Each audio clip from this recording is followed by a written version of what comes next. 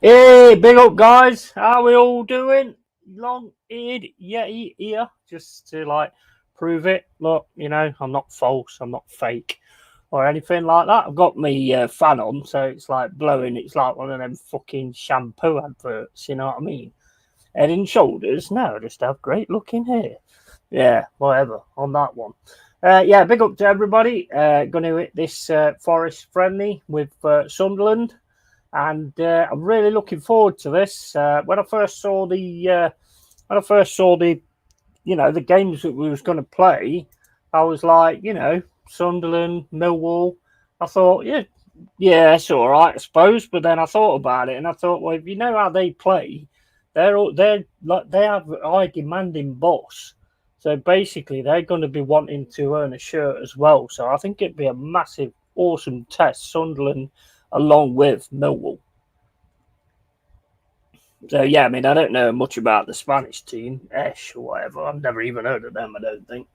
Very ladylike, grey-looking hair, more like. I know, mate. It's good, isn't it? It's silver, mate. It's fucking silver.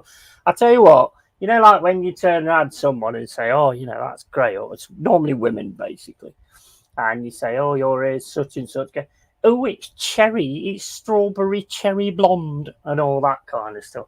So mine is silver Porsche extravaganza. There you go. That's the fucking name from now on. Big up Strasbourg, Steve. How you doing, bro? Hope you're well, matey. Just waiting for the game to start. Let's just have a quick look at the lineups. Right, I've got Miguel in goal, who, be nice to see him get tested a bit. Worrell again, he's on. Murillo, who scored a beautiful goal from that long range the other day. If you, I put it on my Instagram, but oh, mate, brilliant.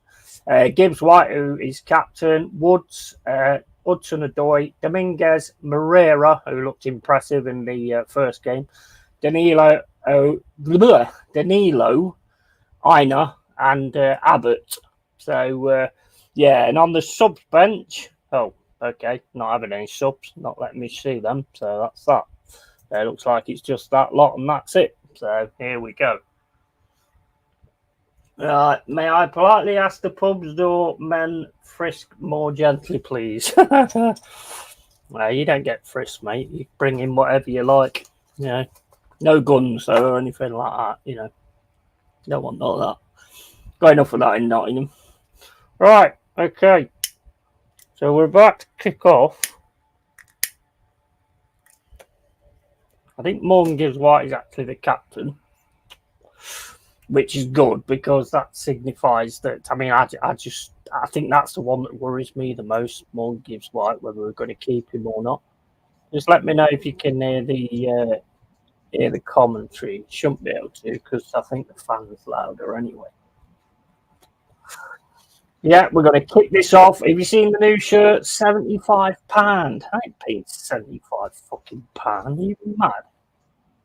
No way. 35 quid. Yeah, I'd buy a new shirt for 35 quid. I ain't paying 75. Well, I can't afford 75 quid, so I'm not going to pay it anyway. And I wouldn't pay it if I could afford it.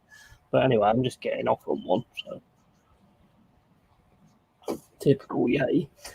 Okay, no guns, mate. I promise. Brap, shotting them. Yeah, exactly. No. These prices are shocking, man. I mean, 75 quid, that's without all your badges and your numbers and all that kind of stuff. That's what takes it up to 100. I mean, me, I'd have one without the sponsor on, to be honest. I don't want to be walking. If I'm walking around with your shirt on, with your sponsor, then I'm advertising for you for nothing. So there should be less than £75 based on that fucker. That's the way I look at it anyway. Let's put it that way. Yeah, just let me know if you can actually hear the commentary because I don't want to be getting in any fucking trouble, in big trouble. I was watching Northside show last night. What's his name was on it? Desi Spurs. I tell you what, he's deluded, but he does make me laugh. He does, honestly. He's a funny guy. He is absolutely deluded. I mean, calling Man United dusty. I mean, Not sure a Spurs fan can call anybody dusty. Well, they can actually. They know a lot about dust because their fucking trophy cabinet's full of it. But he's like, he just, some of the stuff he comes out with, just hilarious, man. He's deluded, but it's funny. It is funny.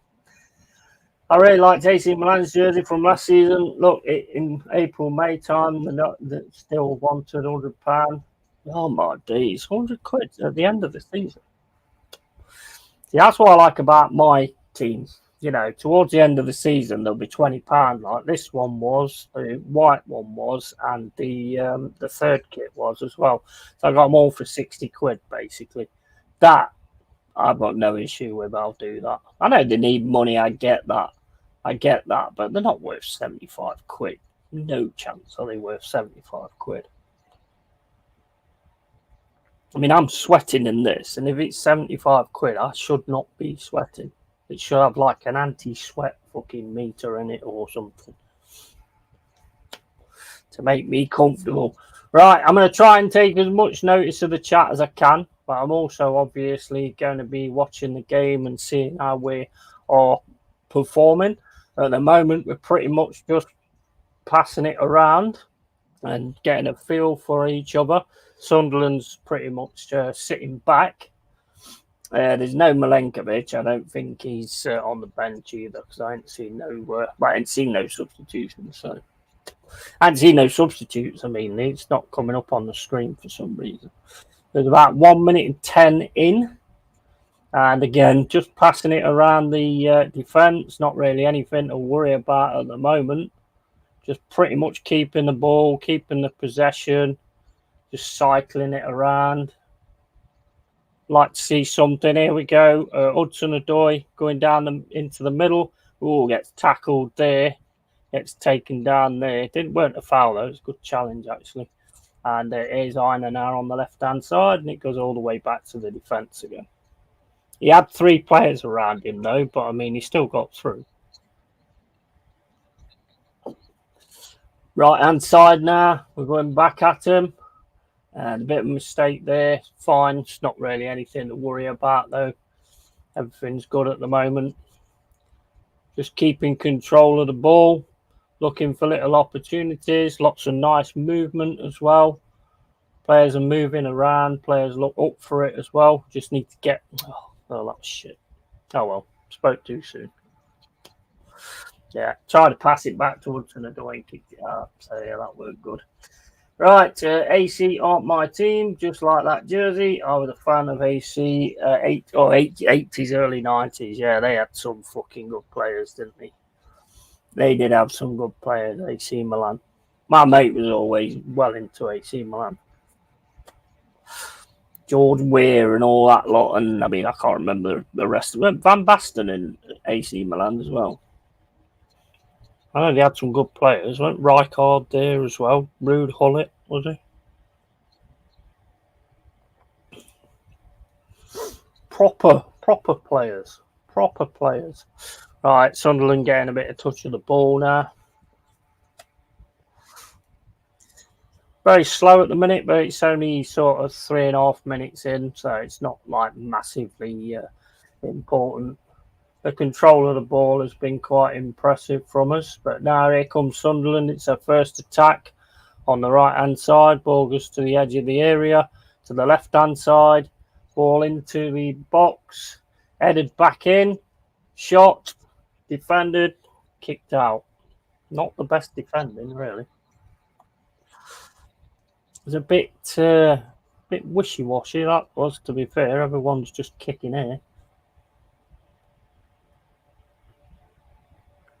That's pretty much the first attack that Sunderland has had. So, we've just got to keep it together. Concentration is the main thing because that really let us down last season. Right, we've got the ball again now. We had an opportunity there to make a break, and instead Worrell gives it back to the keeper. So it's now with Miguel. Big lad here, isn't he, Miguel? He's huge.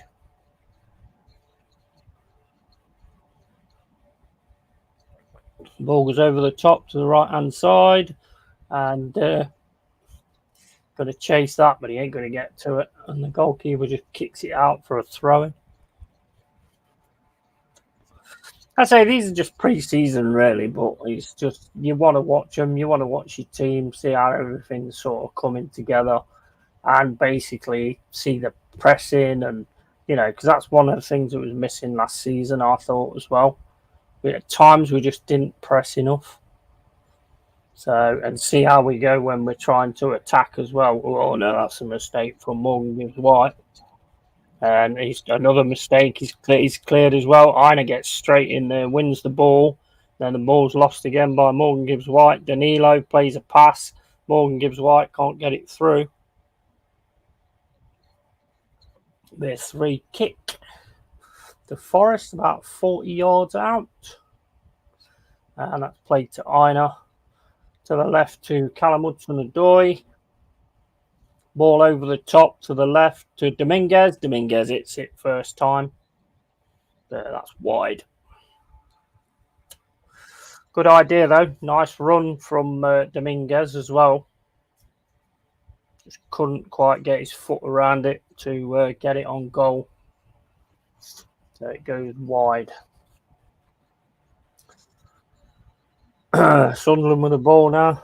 Goalkeeper plays it out to the left-hand side, right-hand side even.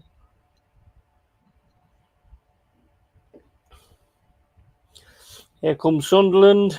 Nice. Oh, man, should put your foot in there, Callum Hudson-Odoi. So far, a bit of a mishmash, to be honest. Got to get settled, I think. There's some positives, though. There has been some positives, for sure. At least we ain't got to watch Euro football anymore. That is one good thing, I suppose.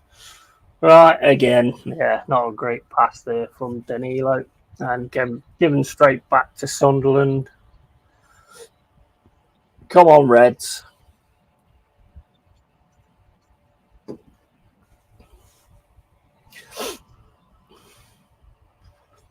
All right, Sunderland got the ball now in defence.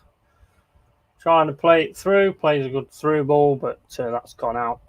Sangori looked good in the first game. Have we got the substitutions on there yet? Nope. Nope, no substitutions. It doesn't say who's going to be the subs or anything like that. I can probably guess, to be fair, but although we have got like 100 odd fucking players, I think. It's Abbott to Aina to Callum Hudson-Odoi on the left-hand side. Played into the middle to Danilo. Danilo looking for an option. Gets to Murillo. And then plays it out to the right-hand side. That Moreira don't look bad either. He looked decent in the first game. Nice ball there for Callum Hudson-Odoi down the left-hand side. Here comes Morgan Gibbs White. No, he's kept it too long. He's got it tackled off him. Another good, lovely ball down the left-hand side by Danilo to Callum Hudson-Odoi. Hudson-Odoi, Morgan Gibbs White outside the area. Trying to find a shot, but Sunderland are defending well, getting bodies behind the ball. And here comes Aina, plays it to Danilo. Danilo to Callum Hudson-Odoi. Back into the middle for Murillo. Just cycling the ball, basically. Nothing on no shots or anything apart from the volley from Dominguez. But that's pretty much been about it so far. Oh, Danilo got a chance there. Oh. Shot there from Wood, but it goes out, I think, for a corner. Looked like it took a deflection.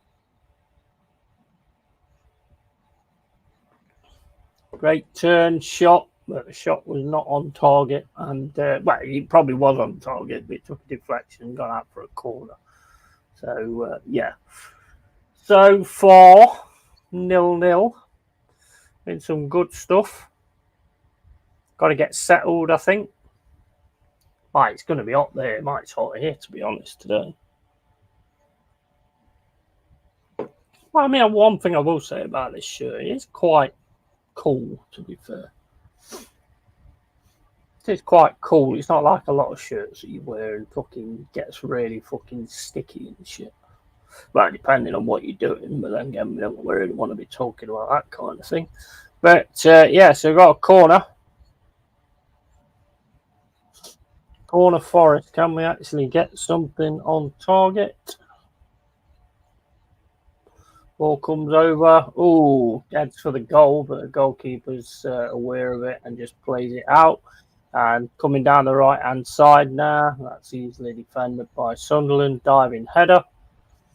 And lovely press there to win the ball back. Goes out for a throw.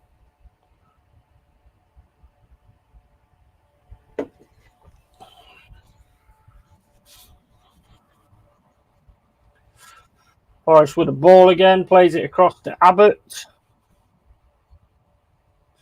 No, not Costello. And here's Morgan Gibbs White on the left hand side. Plays it to Einar. Then to Hudson-Odoi, back to Morgan Gibbs White, into the middle to Danilo. Danilo out to Callum Hudson-Odoi, into the middle for Einar, who's quite far up the pitch. Can't get anywhere through there, so he ends up having to pass it back. Danilo tries to play a ball into the box, I think, and just doesn't happen. Nice press there to stop the advancing Sunderland player. And here's Danilo. Plays it to Murillo in the centre of defence. And Moreira, he's quite high up as well. Still just cycling the ball around. Need to be a few more, possibilities. Murillo has a shot from fucking miles away. I think that shows frustration, doesn't it? I think. Because it's like, get it through the lines and actually get something going. That just shows absolute frustration. Here's Abbott, controls the ball well. Einer's lost the ball, got it back again though. Plays it over to Hudson-Odoi. We ain't going to win that. Woods comes to get involved. And the ball's back with Einar. And there's Callum Hudson-Odoi flying down the left-hand side. Plays a beautiful ball to Morgan Gibbs White. Morgan Gibbs White just keeps it a little bit too long instead of hitting it with his left foot.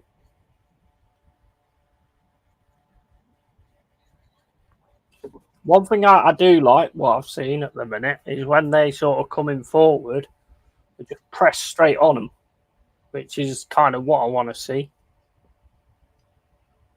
Just straight in there with a foot. So, that's good. And, I mean, the new guy that we've got, Milinkovic, I mean, I will judge when I see him play, as I always do with any, new player. Moreira, nice play to Woods, but that's too far. Goalkeeper's ball every time. And Sunderland have got it again in the defence. Forrest just keeping the shape. Playing pretty high up as well.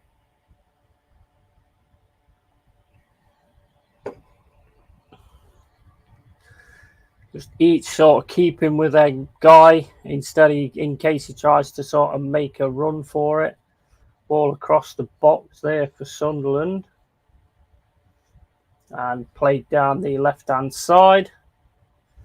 Oh, Danilo slips. And here comes Sunderland down the left-hand side. Don't know who the players are. Tries to cut inside, but there's a foot in there. Well played. And the ball goes over the top, and that's straight back to Sunderland. We've got to keep the ball, man. Stop just booting it out. That big old dude needs to calm down a little bit and just stop just kicking the ball straight out and giving it back to him. That won't do you any good in the Premier League. You'll get hurt with that shit.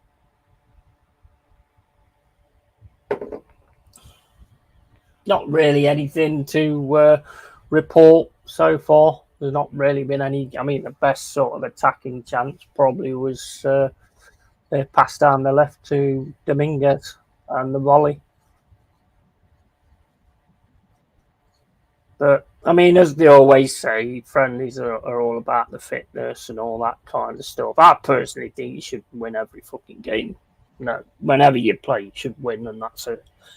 I mean, Desi was going on about yesterday. He's not bothered about cups. I tell you what, there won't be a bigger bum shaker on YouTube if they win a cup. Guarantee you that. Guarantee it. Well, hello there. How you doing, Silver Porsche? How you doing? Welcome to the cave. Hope you're well. So yeah, still nothing to report really. There's not been any good chances on goal. That's a bad pass. That is, gives it straight to Sunderland on the left hand side now, and he's beat his man. No, he's managed to stop him. Forrest just kick it out, but again, it's kicked straight out to Sunderland again, just outside the box. He's not giving it as a foul. Woods, who's in like the centre circle, plays it to Callum Hudson-Odoi on the left.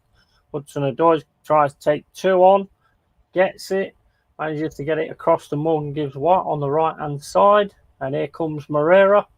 Can Moreira get a cross in? No, goes back. And again, we go back again. And then over to Aina on the left hand side.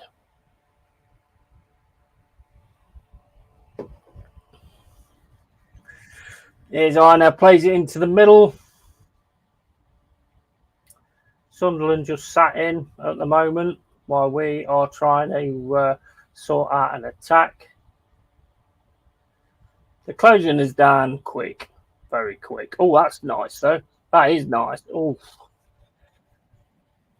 got him away. Got Dominguez away nice in the box there. Just got the tackle in, the last ditch tackle. Good stuff from Dominguez. Well noticed, to be fair. Well noticed. But overall, 17 minutes gone. Quite happy with what I've seen so far. Need a few more attempts on goal, though, to be honest. Does need to get a few more attempts on goal. There's a lot of Sunderland fans there.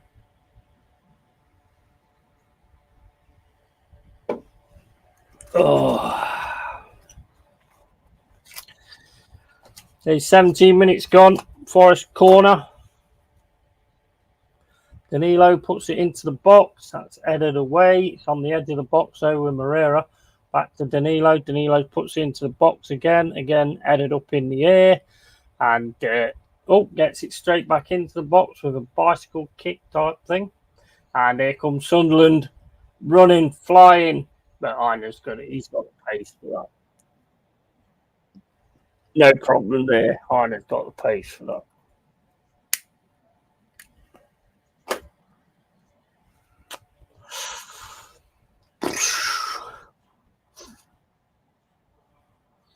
So yeah, hopefully everyone is all right on this Friday evening.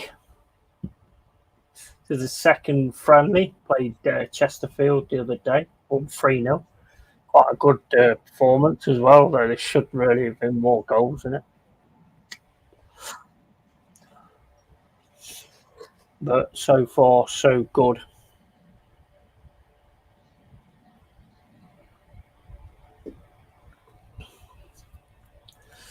Sunderland now with the ball, trying to trace it around the left-hand side, but that's taken out by Callum Hudson-Odoi and put out for a throw.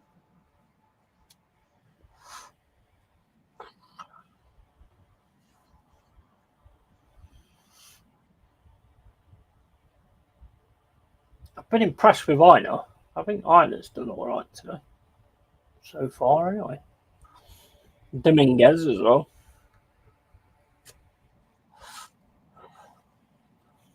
Forrest on the right-hand side, plays it to Danilo. And Murillo to the left-hand side to Abbott. And Abbott attempts something that doesn't come off. Morgan Gibbs White then gets his foot in. Sunderland with the ball now. What we're going to do now, though? What we're going to do now? Are we going to press? Just letting him keep the ball a bit, not really pressing or anything.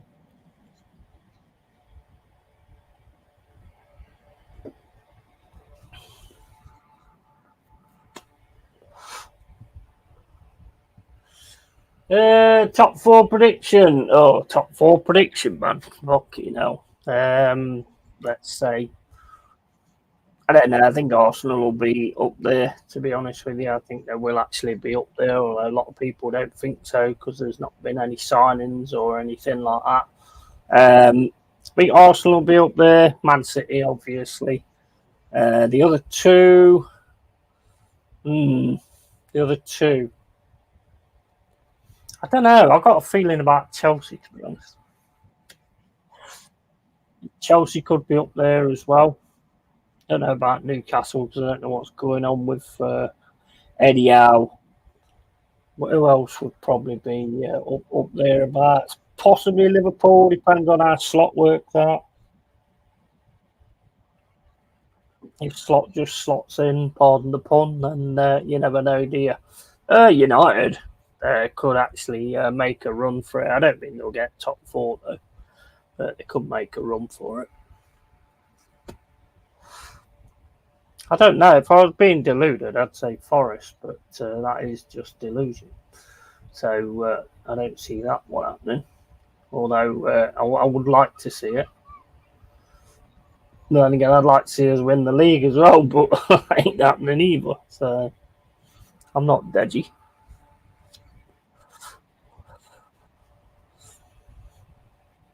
What do you think? Top four prediction?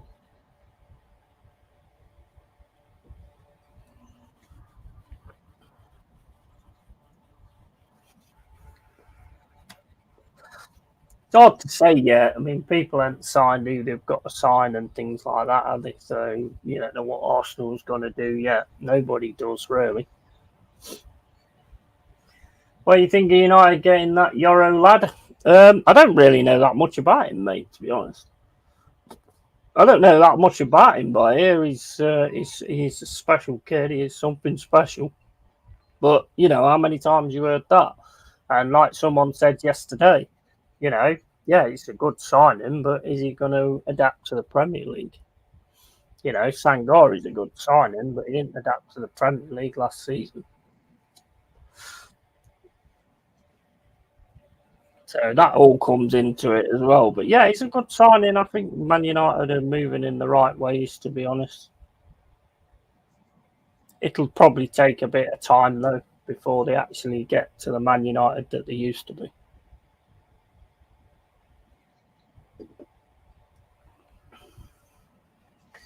Man City, Arsenal, United, and Forest, but in no particular order. Yeah, I'd like it, mate. It'd be nice.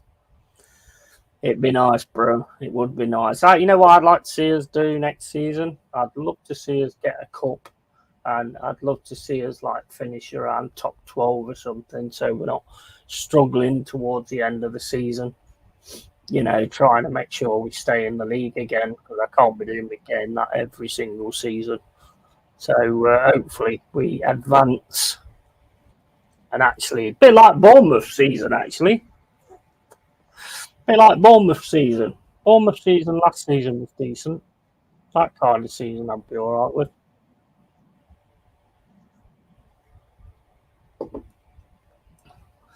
Forest for the FA Cup, yeah, it'd be nice, mate. It would be nice. I'd love to see that, to be honest. I'd love to see that. I'd love to see us actually get in Europe and actually see us, win the fucker. Because I mean, the only thing I've got is like from the past sort of thing. I watched it on YouTube, but actually watching it live would be fucking amazing. We've got a long way to go for that. I think we've got a long way to go for that before that becomes the case. I'm not going to, start waxing on about things like that just yet. I mean, for me, if you ask me what I want it all. I want all of it, mate. I want a lot. I want to see us lift the Premier League trophy. I want to see us get more stars. I want to, that's my ambition. And I'm sure it is. I'm sure it is Forest as well, but it is going to take time. If we can start moving up into the right areas and becoming like a proper Premier League mainstay from the end of next season, then I'll be happy. because you don't want to be struggling in relegation every fucking season. It's ridiculous. It's fucking painful to watch. Usually, if you have a great cup run, you go down. Well, yeah, we don't want that.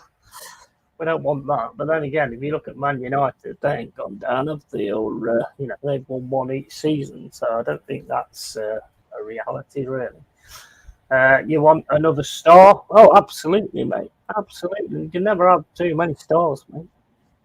Never have too many stars. Big up Yeti, mate. Pubs, Wi-Fi is down. We'll catch you when I'm back home. Hit the lights, people. Yeah, big up Carl Rossi, mate. How you doing, bro? You well? That's a shame on the pub Wi-Fi, bro. And European Cup, Oregon, and Mr. Rossi, who, yeah. Yeah, I'd love to see us get in the Champions League eventually and actually fucking win it and actually see it for myself, and actually be watching it live. That'd be absolutely class. And it is. Them things are coming, I think. I think we are starting to build well now, get things sorted out. But like I say, it's going to take time. It's going to take time. This season, we've got to aim to not be anywhere near that bottom three towards the end of it. We can't be having that every season, or do we belong in the Premier League anyway? I can't be doing that shit. So I want better than that. Absolutely better than that.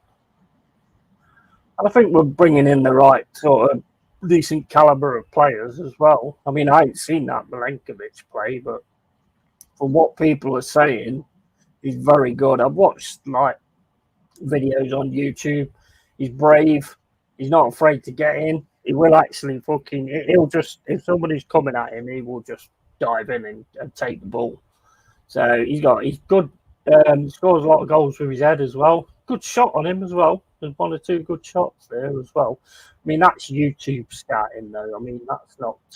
Again, he's got to adapt to the Premier League as well. So we just got to wait and see in that respect. But he looks decent from what I've seen.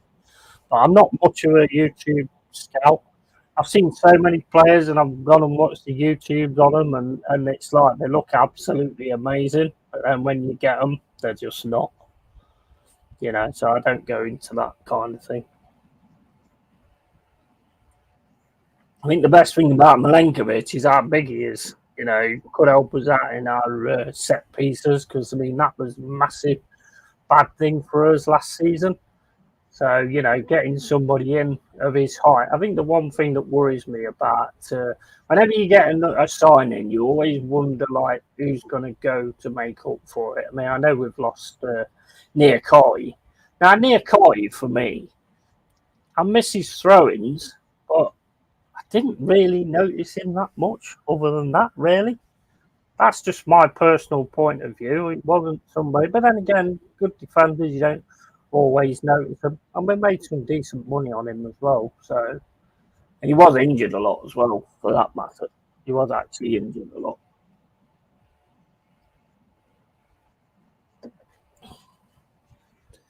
Yeah, I want to advance. I want to advance, man. I want to get better and better. One thing we did do last season that I don't think anybody can deny, we played good games against the big teams. We did play good games against the big teams. Where we failed was basically against the other teams in the league. But I think we did. Let's face it, we could have beat Liverpool at City Ground. We should have beat Liverpool at the City Ground. We just couldn't finish, and then we did that stupidness at the end where he needed to just kick it out or whatever, and he didn't. He kept hold of it, and they managed to get it, and they scored. So, but we should have beat Liverpool. Any Liverpool fan with an ounce of what do you call it, respect or whatever, will say that we should have beaten. We had some great chances, but the finishing was just not on, and we outplayed them, to be fair. Absolutely outplayed them. City, again, did okay, but I saw when I was watching the game, I could see, man, you're just leaving De Bruyne on his own. I mean, that I'm sorry, but that's just ridiculous. You can't do that. Still 0-0, mate. How you doing, Corbin? You all right, bro? Yeah, still 0-0. Not really had anything massive on target, to be fair. There's one decent move with Dominguez, volley that he didn't catch right and just couldn't get his foot around it. So it went out. But yeah, so far just 0-0. But there hasn't. I don't think the keeper's really been tested at all so far. We've been trying to sort of get ourselves into it and to move the ball, moving the ball around well, I suppose. And there is some good movement as well. Just losing the ball at the vital times, a bit like last season. So, but we move on. We move on. We'll be all right. I expect us to get something from it in a bit. I mean, these ain't playing bad. I think the reason he's picked to play Sunderland and Millwall is one because they're both in Spain, I would imagine, and two because they are teams who fight for a shirt. And I think he wants to test the players to see whether they're up for that fight. And against Chesterfield, there was. Against this, they are, but it's like sometimes we just, you know what I mean? There needs to be a press when there isn't one.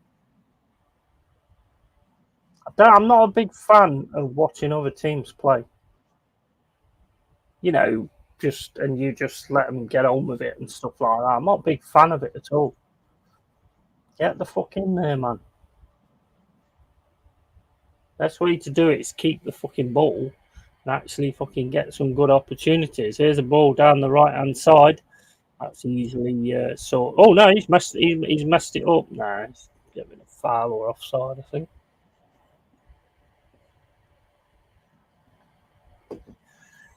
I mean, the players we brought in look all right. I mean, Anderson looked all right in the first game. Moreira looked decent in the first game as well, and he's looked all right in this one so far. So, I think we're pulling in some decent-ish players. I mean, Anderson, I'm surprised Newcastle let Anderson go. But with his PSR, you've got to, haven't you? So.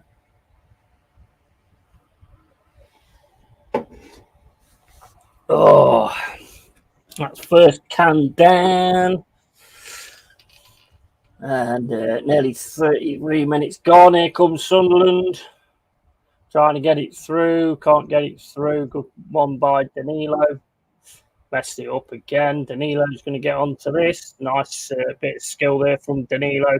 Flying now down the left-hand side with Callum Hudson-Odoi. Hudson-Odoi, lovely skip over the full-back tackle. And ball into the box. Oh, Morgan gives the right shoots. And deflects off the Sunderland player.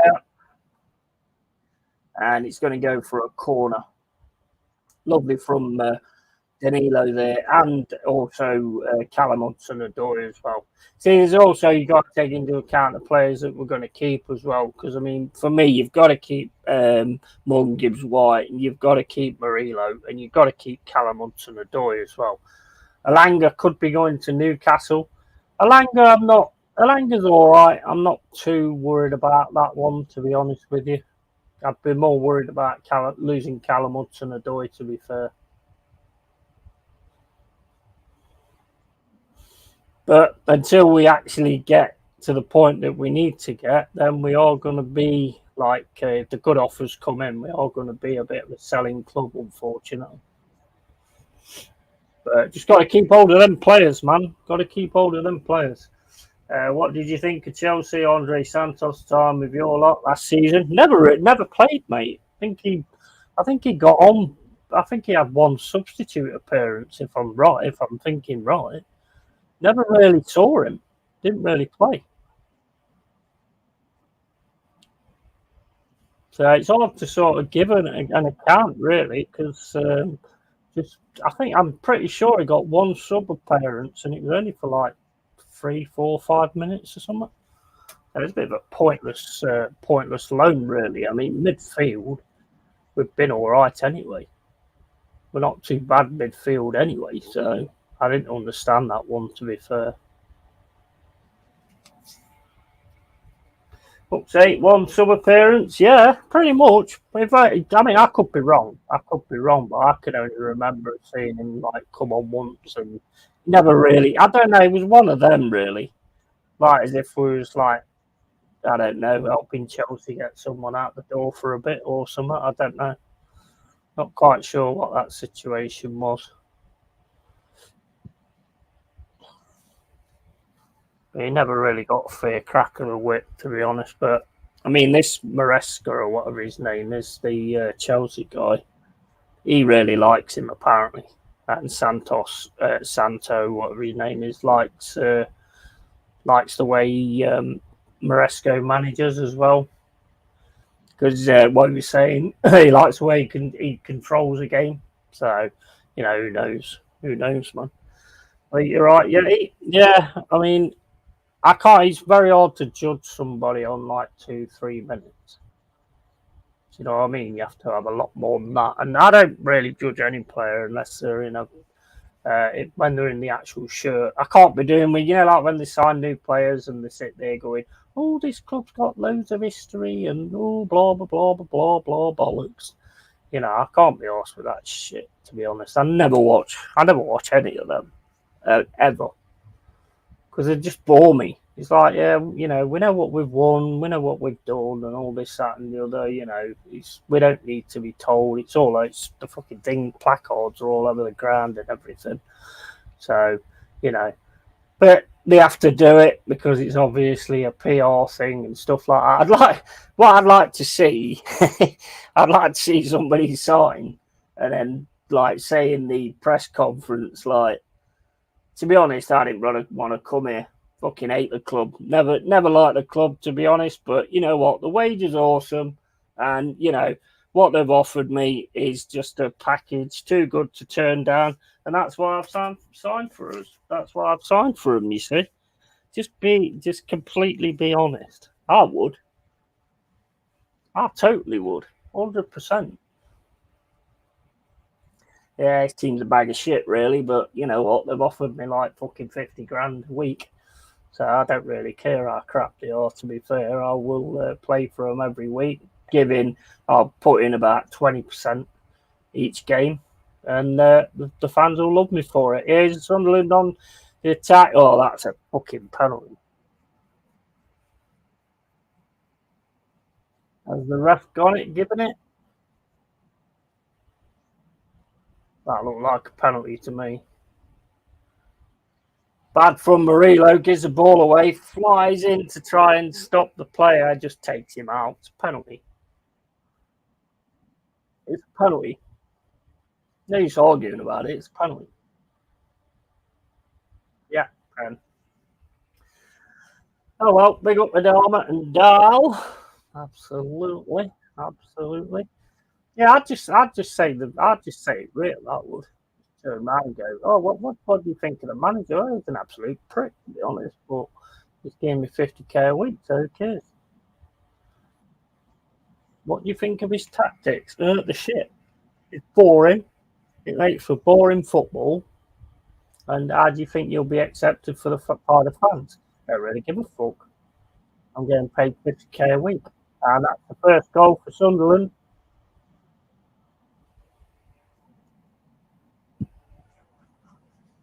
I'd probably get sold. I'd probably get sold in a day.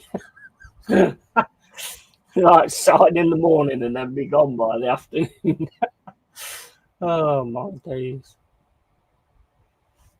I can't be doing with all this bullshit, man. There's too much.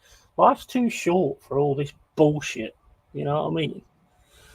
Yeah, he was 100% penalty. Murillo tried to pass it out from the back. Gives it straight to a Sunderland player who stood right in front of him, pretty much. And then the Sunderland player gets it, tries to break through. Murillo goes for his last-ditch tackle and doesn't touch the ball, just takes the guy straight up. You can't argue with that. It's 100% a penalty. 100%. Now get your fucking act together.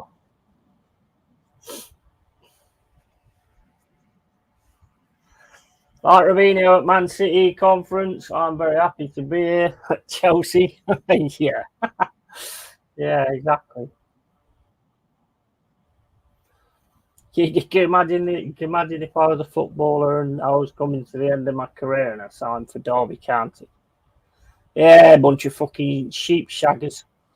And what do you think about Derby County? Oh, a bunch of sheep shaggers, mate. Absolute sheep shaggers. Always cheat, always dive. Absolute fucking cheats. I've got no problem fucking explaining that. I'll be the only player that's in this fucking team that don't dive all the time. No, I said Derby, not Arsenal. Oh, right, okay, sorry. Got that wrong.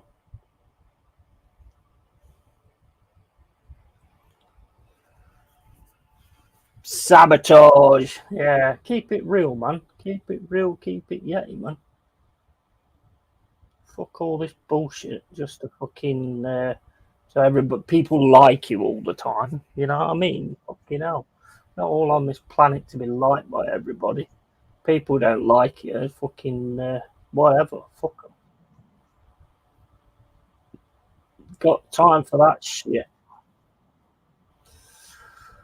Right, so we are still sort of passing the ball around. They are closing us down quite quick, to be honest. But you got to get your passing quicker to just to stop the press. Here comes Hudson Odoi on the left hand side. Pretty much the main fucking hell, problem we've had. Back heels it straight to the Sunderland player though. So yeah, not much came of that to be fair. Jez won't like that. Yeah, Jez can suck a dick, mate. Jez is a diver too. Oh, 100%. I bet Jez was when he was a player. I bet he was fucking diving all the time.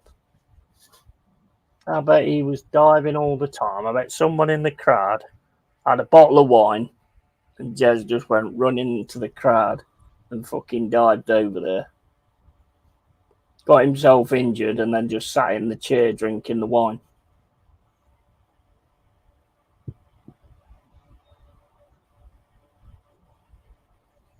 I know Jez's type. Right, so 42 minutes gone. Still 1-0 Sunderland. I'd imagine that there's going to be like an influx of substitutions at some point. Although I still don't know who the subs actually are, to be fair. No, they're still not on here.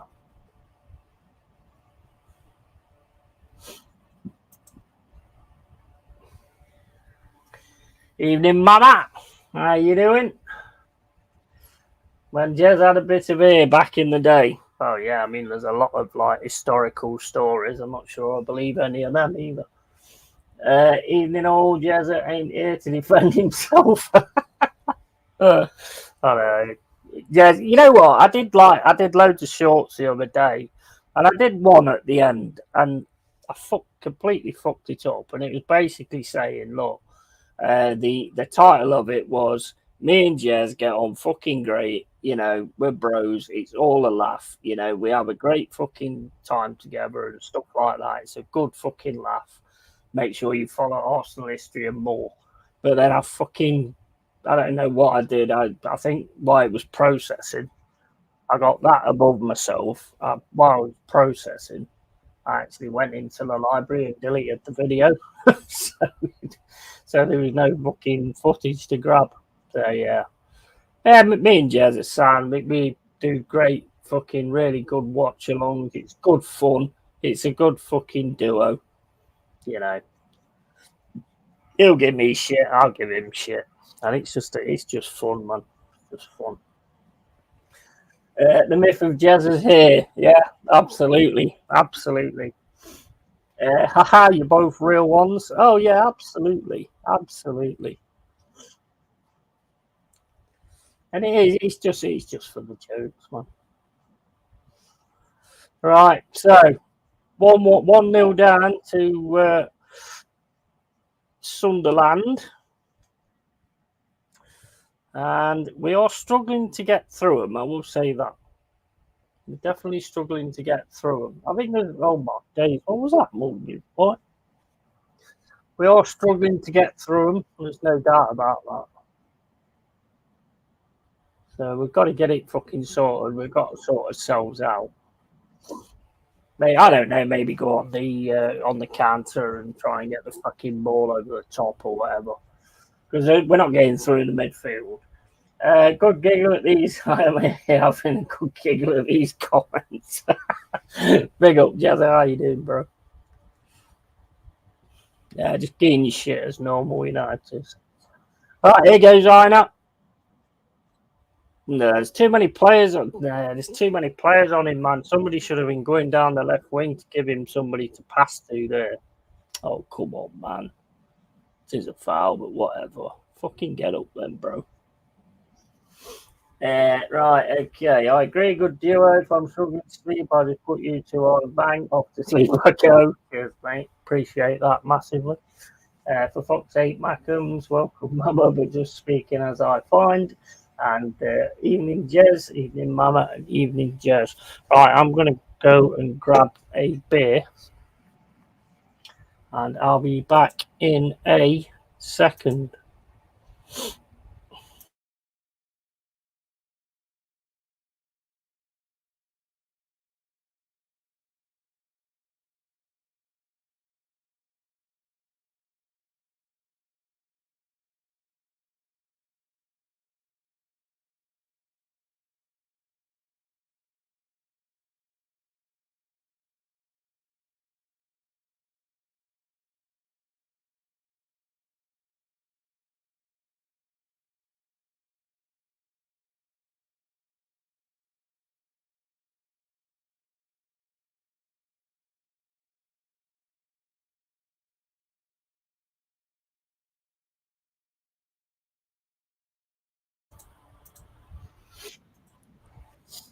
Right, it's off time. 1-0 Sunderland.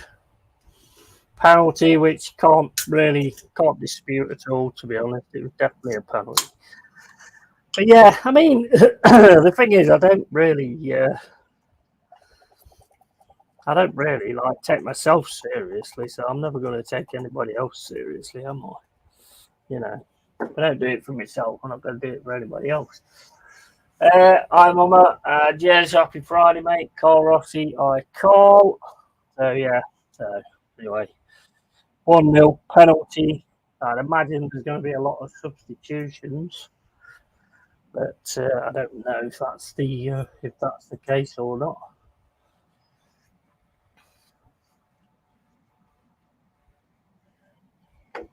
You can jump on if you want, Jez.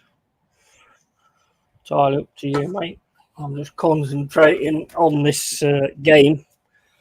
I think out of the two teams, I actually think that Sunderland will be the happier in the half time because they've pretty much stemmed most of the things we've attempted to do because they're just getting so many players on the ball. There's been some good moments, but few and far between for me.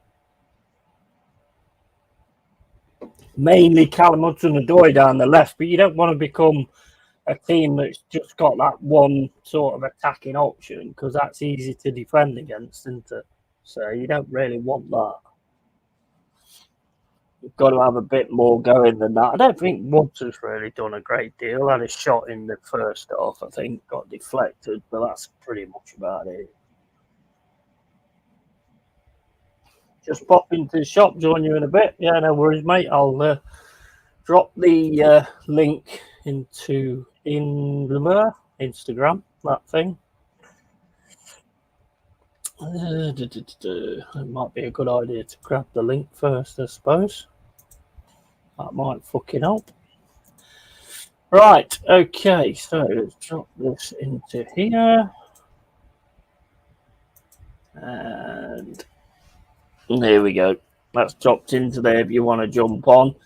If you looked in your Instagram as well, there is ways that you can. I don't really want to say it on stream. No, I'll say it. There is ways that you can go fuck yourself. No, not that. There is ways that you can. Yeah, that's it. That's all I'm saying. Right. I need to what's doing that. I nearly knocked the fucking barrel on my fucking keyboard then.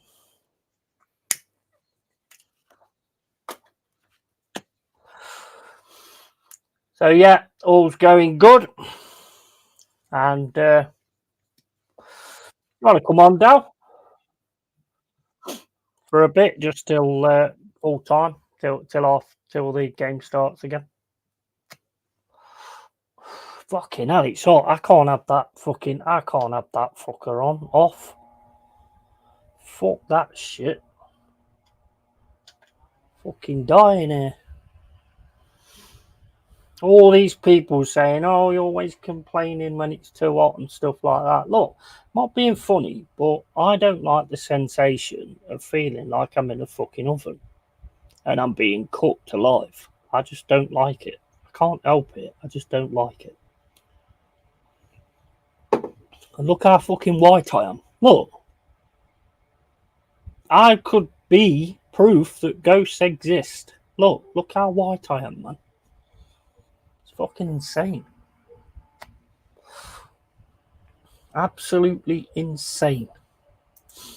So it's not, sun's not a good thing for me because I just burn as easy as you like, you know. Right. Hello, Mama Flossie. Got no audio in there, by the way, but you will be able to see the game when I actually put it on like that. Should work all right anyway.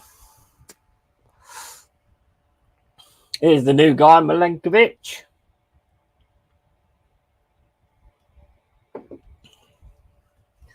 But yeah, you're scummy Sunderland. I mean, to be honest, I think there's a lot of things got to sort of change in the second half because I think they have kind of stemmed most of the things we've tried to do. So you've got to come up with something to unlock them, haven't you? You know, otherwise there's no point in it. Oh. Who signed anybody yet? Nah, I hardly doubt it, mate. Hardly doubt it. I've had 5 Guinnesses in less than an hour. Fucked. 5 in less than an hour, man. Fucking hell. That is mental. That is mental. I don't really want this thing going straight on me because it's blowing the smoke in my fucking eyes. But I've got no choice. I've got to have it on because I either decide to cook or get smoke in my eyes, and I don't really want to cook. So there you go.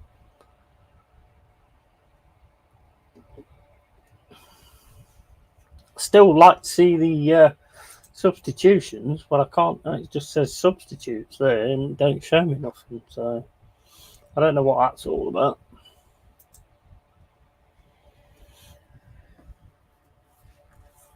Yeah, I muted the Discord.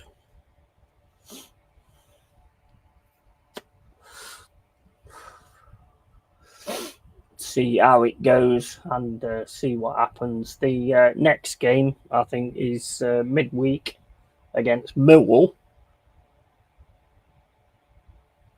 The air is unbearable, feel like a reptile, terrarium, muggy, and humid as feck.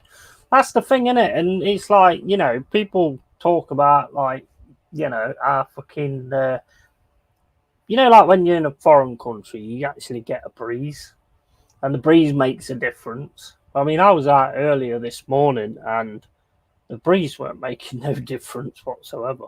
It was actually just putting the heat back on me. So, yeah, we're Brits. We always moan. Oh, I'll tell you what, while I think about it, I've been watching, because there's a new season of Valhalla, Vikings Valhalla. I don't know if anybody watched the Vikings, the first season with Lothbrok, what's his name? Ragnar Lothbrok, that's him. Yeah, Ragnar Lothbrok. And this one that they've done now is like a sequel, and it's set like so many years after what he did and all that kind of thing. No Ivan the Boneless and all that kind of stuff. And it's bloody good. It is really good. And I noticed there was a new season, so I thought, oh shit, you know, I'd forgot what I'd seen from the first season, so I've started watching it again. I tell you what, it's well worth watching. Really good. Really good. Great show, yeah. Blood Eagle, yeah, man. Yeah. Awesome, isn't it? Awesome. But that sequel to it, the Valhalla, the Vikings Valhalla, that's really good as well.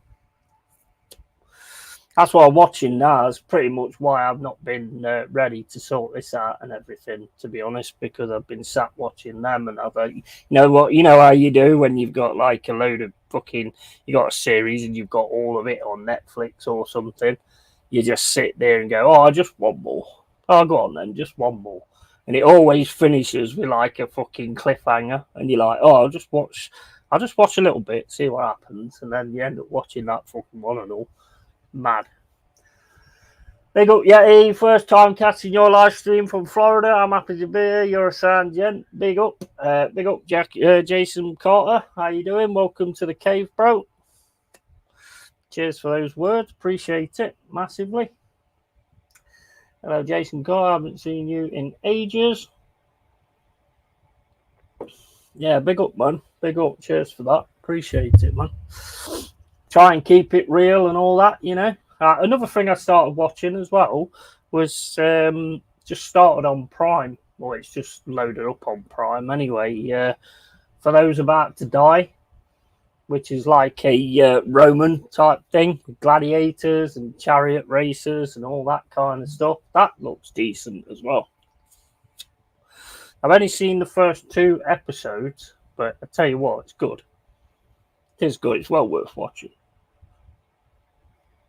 Bit sort of Game of Thrones type of thing, Ass of the Dragon sort of thing, you know, where everybody's trying to fuck each other over and all that kind of stuff. Well, it's Rome. I mean, everybody's fucking everybody, aren't they, really?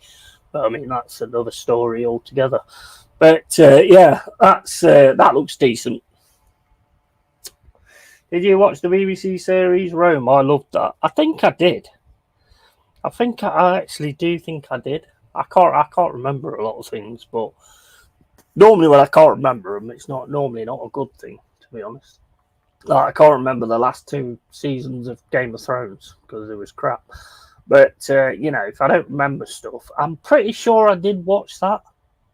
I don't know. I'll have to have another look at that, and I want to have another look at that Dracula as well, the BBC one, because I only got so far into that. Yeti, you seen No Country for Old Men? Yes, yeah, a good while ago. Brilliant, good acting as well. That excellent film, mate. Excellent film. And somebody said online the other day, which reminded me, what are you holding that fucking thing up for? Is it because it won't stick to the wall?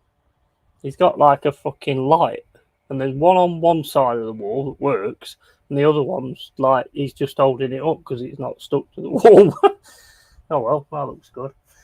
But yeah, big up Maltor. How you doing, bro? But yeah, I mean, Old Country for Old Men. I mean, it's a long time since I watched it. Is it Gerard Depardieu or something like that? Very good acting in that. Very good movie, actually. Really good movie. I seen something online the other day talking about Mannequin. Do you remember Mannequin? Oh, me, man. Oh, my days. Kim Cattrall in Mannequin. Oh, my days. Oh, my days. A fair few tissues used watching that, I'm not going to lie. Probably a bit too much information, but, you know me. Good to be here. I'm back. Nice one, Jason. And yeah, Xavier Bardem. Oh, was that him, was it? Who's Gerard Depardieu then? Why do I know that name? He's been in something, hasn't he? That name just popped straight into my head, to be honest. Mannequin for 1987. Yeah, that's right. Yeah, Kim Cattrall, mate. Oh, my fucking days. First time I've got fucking hot over a piece of plastic. Fucking hell. Absolutely amazing. Yes, sir, and big up, matey. Yeah, so, yeah, good movie. Good movie. I like to watch some of these old movies back. I mean, actually, funnily enough, though, the one that you was talking about, Country for Old Men or whatever, that was one I was actually thinking of the other day, No Country for Old Men. I was actually thinking about, you know what, I might actually put that on again because it is a while since I've seen it. So I might actually watch that again.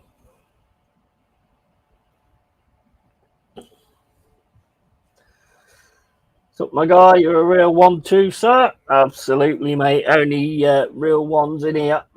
No people get offended and all that shit. I ain't got time for that bollocks. Life's too short. One of my favourite films, No Country for Old Men. It is class. I think I have definitely got to watch that again.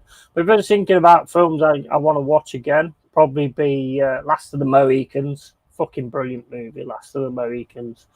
And probably Dances with Wolves as well, because I ain't seen that for ages. So that was a cracking movie as well, Dances with Wolves. And I suppose Gladiator as well. Gladiator's another good one as well, isn't it? Thinking on Russell Crowe. That's another good movie as well. Is it Russell Crowe? No, it's not Russell Crowe, is it? It's fucking Kevin Costner who's in Dances with Wolves. The last depiction of a psychopath in any film I've seen. Yeah. I've got to watch that again now. I want to watch that again. Best villain ever, The Revenant. Oh, Revenant's class. Yeah, Revenant is awesome. Yeah, I do like that as well. Revenant is quality. Relentless, and that one is Tough Jason. Yeah, that's a brilliant movie, that is. Absolutely fucking brilliant. There's so many good ones though. If you start looking through the history of films, and I mean, they're a lot better than a lot of this shit they put out now. Anybody watch that bollocks Acolyte? The power of one, the power of two, the power of many. What the fuck is that all about? I mean, come on, man! You got fucking lesbians. Fucking apparently, you can use the force to have children. There. What the fuck's that going on about? Like Yoda's got loads of little babbies everywhere. The bear scene, accurate too. Yeah, that bear scene goes on for ages. My elementary school was called Bridger, Leo's character in the movie. The Acolyte was shit, mate. It's awful. I ain't even, you know what? I've not even watched it. I've never been a big Star Wars fan anyway, and I'm pretty sure most people that are probably not anymore after watching that rubbish. But just watching like the reviews and what people have said and stuff like that, I ain't got that kind of time in my life to watch that shit. No chance. Very much so, Carl. Lightsabers changing colours, like leftists changing genders. Oh, mate, that is just ridiculous. I meum, somebody said the other day, which is obviously right as well. You know, Anakin when he's killing all the kids. Why did his lightsaber stay blue? Surely that would have bled it. You know, you would imagine that would bleed the lightsaber if that's the way it works, wouldn't you? You know, like I say, I've never been a massive Star Wars fan. I appreciate the first ones a lot more now, though, with looking at this shit they brought out afterwards. Star Wars, Return of the Jedi, Empire Strikes Back. Well, pretty much where it ends for me. Although I did like Rogue One. Rogue One was alright. I like Rogue One because it was like the explanation of why how they knew to go for the Death Star and all that kind of stuff. So I thought it filled in a bit of info in that respect. Right, we're getting on with the second half. I believe that is Alanga. Let me just check. Oh no, we still ain't got no substitutes. Fucking hell, lads. I don't think we've paid enough money to get the substitutes. Right, I've got Emmanuel Dennis is on. Ryan Yates is on. Alanga is on. Anderson is on. Right, he's pretty much changed a hell of a lot here then, basically. Let's see what we can do in the second half. If we can actually get back into it.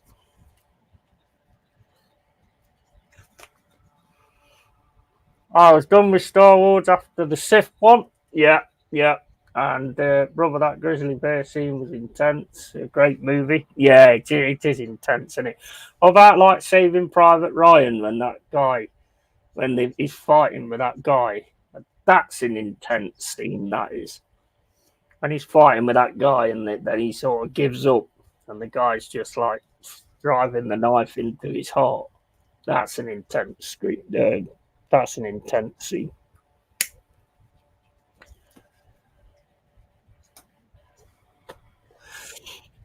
Heavy Metal 1981 movie, yay. Yeah, absolutely.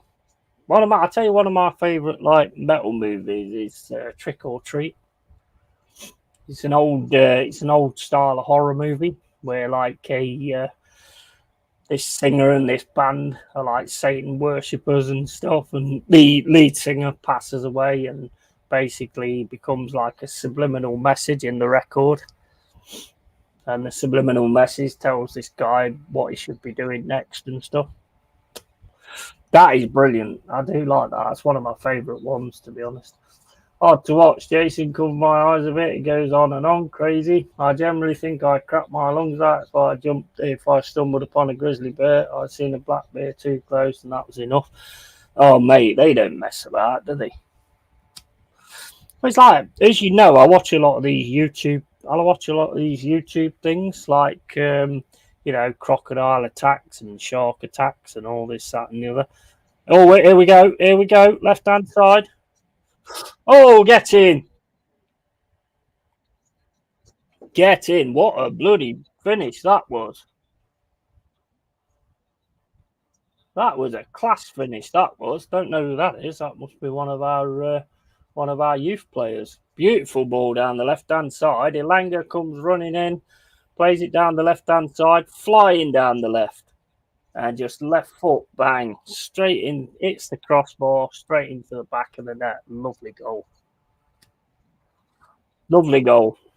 Yeah, not sure. I don't know if it's Canate. I think it might be Canate.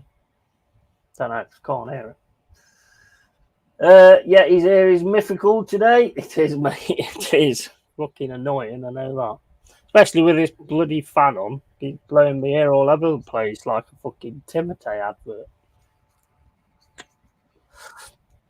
I could actually try and get sponsored by Wash and Go, couldn't I? Mind you, you could get Jez to do a sponsor on Wash and Go, and then he can just go, I washed, and it went.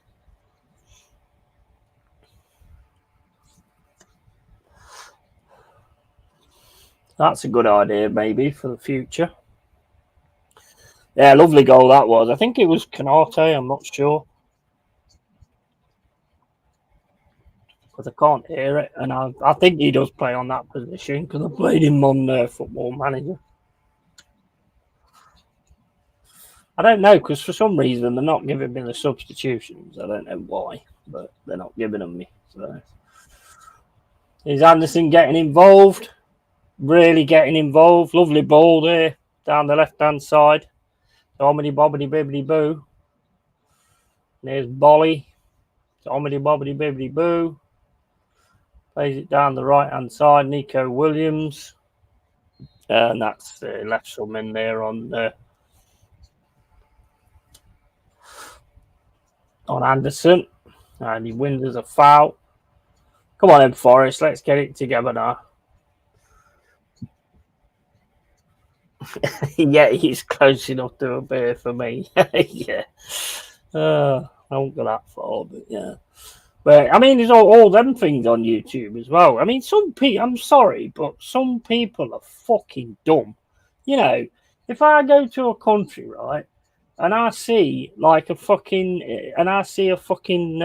thing on there that says basically crocodiles in this water, I ain't fucking jumping in.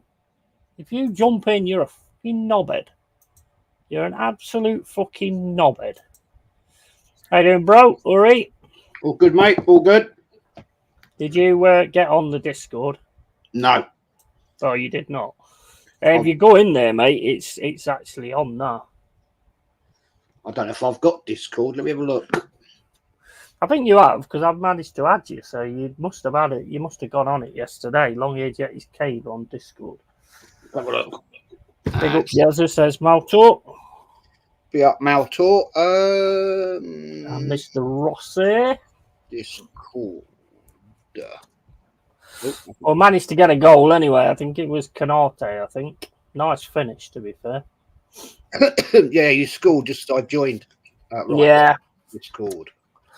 Well, they got a penalty, but it's definitely a penalty, mate. There's no doubt about that. No doubt about it at all. Big up, Jez, says Jason Carter. Be up, mate. Let's have a look. It says download the best app. Discord servers homes. About Nitro. What do I do? There should be a thing on there where you've got like different servers, and one of them should be my emblem. Discord support, discord.com. I don't think I'm into Discord yet, that's why. Ah, right. You got to click like it's like a blue circle with like a joypad on it. Yeah, hang on. You must have it because I've added you into the. I think I've got to. Yeah, hang on. The chat is muted though. I've got to get on here. The game's there. Yeah, I had Discord on my old desktop. So for here. Download for Mac. It's downloading. Did you like the shorts? Did you like the shorts? Yeah, great they are. They're brilliant. I had another one. And I fucking keep doing the same thing. I keep setting up a last one, and then I go into the library and I get rid of the video, and I keep doing it without processing the fucker first.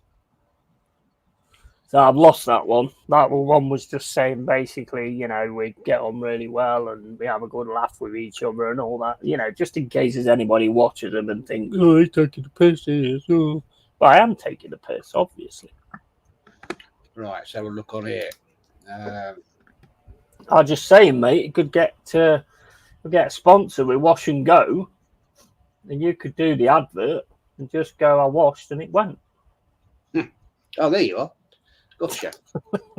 There you are. Oh, God. Guys. I was just on vacation in Ellen, Georgia, up in the mountains, and came across a black bear near my cabin. Man, you guys have some serious fucking stuff. We're quite lucky, aren't we, really? The worries. So this was that was on May. Boxers and Eagles, that's about it, I think. Oh, I forgot to say claim account. I've got to claim this account. Email, it's gone. Normally, you've got them scan things, them square scan things. Normally, if you scan that, it puts you in anyway. Oh, fucking hell. Right, welcome, guys. 15th of July. It's got Longhaired Yetis game Asker episode 2. Mm-hmm. There should be a thing in the voice thing that says football chat.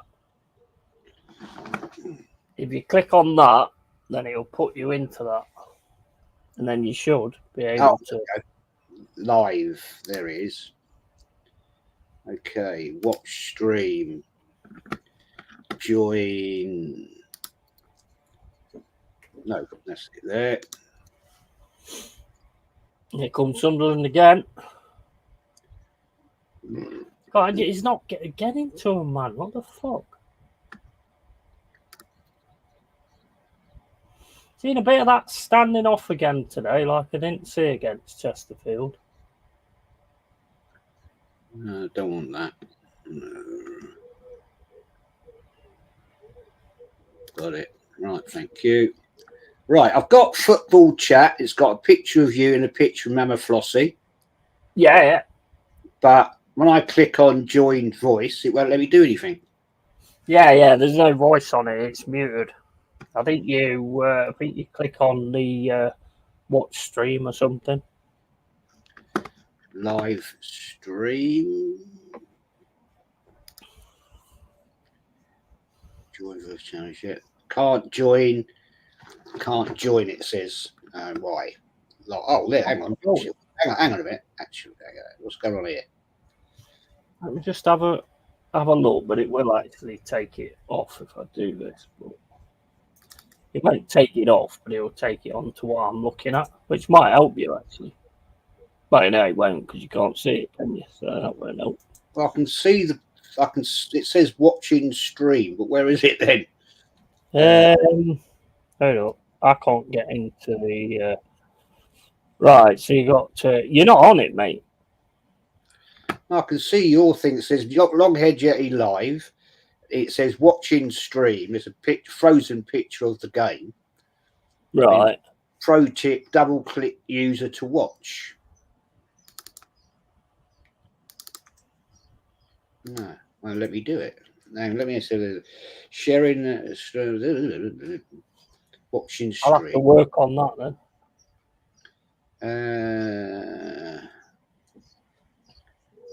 Yeah,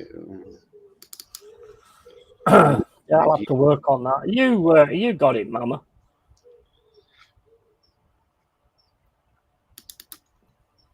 No, let me do it. Mama, you got it. Hold on, let me have a look at the settings. See if I've not actually done it where you can. Right, okay, so let's have a look. Settings. No, that's on YouTube. Don't want that, do we? Get rid of that. No, let me just have a look at this. View channel. Can't see anything that says anything about streaming.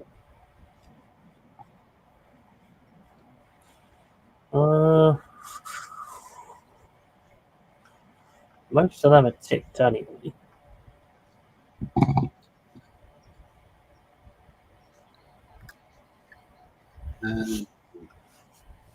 No, can't do that. Can't do that. No. No. I know then, because a mate of mine, he was watching it, last season, and it worked all right on it. Yeah, I've never actually ever used Discord. I know I had it on my desktop. I can't remember why. It was for some reason. I never used it. I've got a username, Jezza, something or other. Yeah, you're definitely on it. Mama's on it. Mama says yeah. Yeah, won't let me on. I don't know why. Don't know. It might be some kind of thing you've got set. Yeah, I might have to. I don't know. It said something about claim accounts. I might have not set my account. Yeah, I bet that's it. So I'll have to look at it later. Yeah, but that's it. Here comes Sunderland running straight down the middle. Oh my days! No, wow! Just ran straight down the middle. Where was the challenge? Who you played? Sunderland. At Sunderland. No, in Spain. Oh, in Spain. Okay. Yeah. Penatar Stadium or whatever it's called. Come on now, get something built up. Well, it's bloody hot today, isn't it?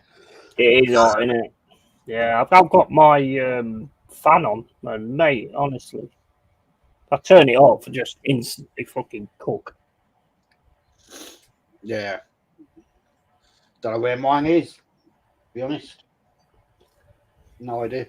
I bet if you told these people who are American in the chat, like what the what it was, I bet they'd be like, "Oh my days, it's winter." It's winter in the UK. About time we had some decent sunshine. Yeah, it is actually. Go on, Anderson. Go on, Nico Williams. Get the ball in. Nice. There. Corner Forest. 60 minutes gone. Yeah, how's Arthur coping with the heat anyway? What? Asking Carl how Arthur was coping with the heat. Arthur is. Yeah. Oh, did you see Deji on that stream last night? He is so delusional, isn't he? Who? Deji Spurs. Oh, I didn't watch it, mate. Sorry. Oh, did you not? I was ripping him in the chat. I was. He's saying that Man United are dusty, and then I turn around and says like, can't argue with a Spurs fan about dust. The trophy cabinet's full of it. Yeah, I was giving him loads of stick in the chat. I've watched him before, and yeah, all right. He's a bit delusional. He's funny though. He is funny, but he is completely deluded. How can you like? I mean, and he says like, oh, you know, I'm not interested in cups and stuff like that. If Spurs won a cup, Yes. he's been the biggest bum shaker on YouTube. Yeah. I mean, he would there. Stupid comment. I mean, they haven't won anything for bloody years. Well, exactly. Winning anything's good apart from a fucking dinner plate, I suppose. Well, even Arsenal won't get one of them this year. We're not in the final. So that's the end of that. Might win the Emirates Cup, though. You never know. Yeah. Might win that.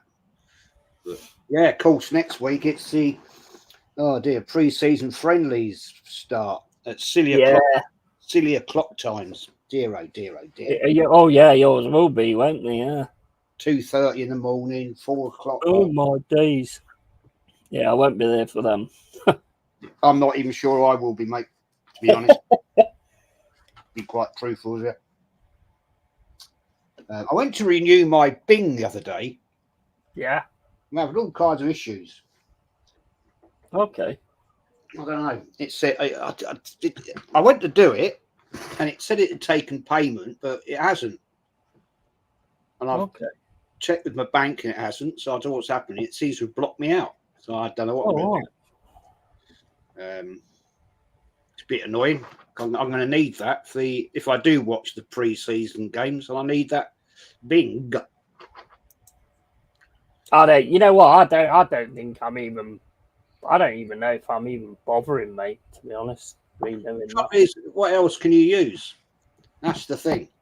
Well, I mean, I've got Cody. You can normally get games on there. Because I want it not only for that, but also for the Champions League. Yeah, I hear what you're saying. Yeah. I mean, I've got Cody. I mean, you do get streams on there, but a lot of the time they're sort of like taken away after so long, sort of thing. So I might do. It's gone up now, though, hasn't it? It hadn't gone up a lot. Not a lot. It was. I think last year it was 75. I think this year it's 79 or something like that. Yeah. Wasn't a lot. But I object to having to pay, but I ain't got no options. I'm not paying. Yeah, that's the thing, isn't it? I'm not going to pay for TNT or whatever it is. That's ridiculous. Nah. It's only like £30 a month or something stupid. Imagine, I mean, if that's £30 a month, what's Sky? Well, I pay currently my Sky bill with Sky Sports, all the Sky stuff, Sky Cinema, Sky HD Plus, or what you even call it. It's £98. Wow. I'm not paying another, because I rang them up a couple of years ago and said, or a year ago, and said I wanted to cancel BT Sport as it was. And they come up with this deal and all this and all that. And it gradually creeps up, and it gradually creeps back up. And when it gets to over £100, I'll ring them up again and say, well, I'm cancelling it. And I'll get another deal, because I'm not doing that anymore. And yes, I think it was something like £30 a month for TNT, Sky, whatever you want to call it. Yeah, but I mean, if you think about it logically, though, it's 98 quid for your Sky, and then 30 quid for your TNT. If you have Bing, it's 100 quid for your Sky, and then 80 quid for your Bing. So you would be saving money, surely. No, it's £30 a month for TNT. Oh, fucking shit. £30 a month. Wow, that is fucking daylight robbery. That. Yeah, so you're paying £360 a year. Yeah, that's daylight robbery, man. I only use it for watching bloody the well, when they sometimes do put league games on there, don't they? And Champions League, but I'm not paying that money. If I can pay 78 quid a year, then I'll pay that. Yeah, good point. Good point. Right, I'll be back in a sec. Radio. Hope everybody is enjoying the sunshine. It's nice to have a bit of decent weather at last. How long it will last, who knows? Probably not that long. But you know, it's barbecue weather this weekend, I feel.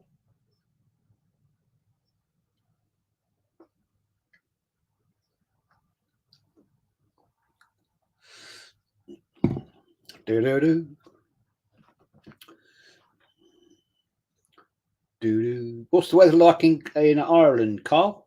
What's it like over there, mate? Evening, Luke. Hope you're well.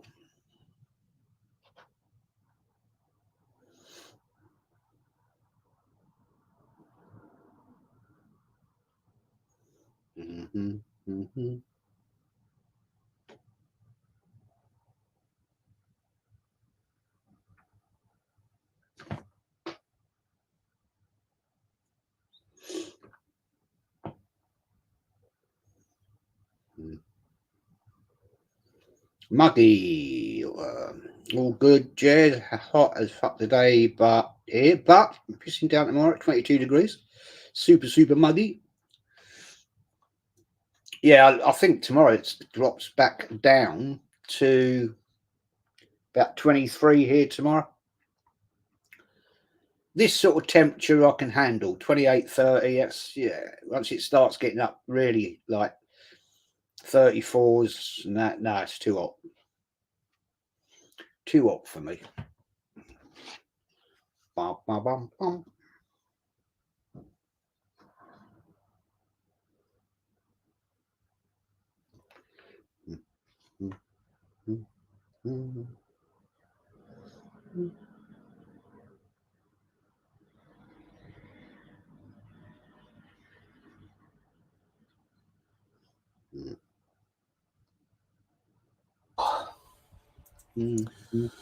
Oh, love me here, but got to put an hat on after a bit. It's fucking going all over the place.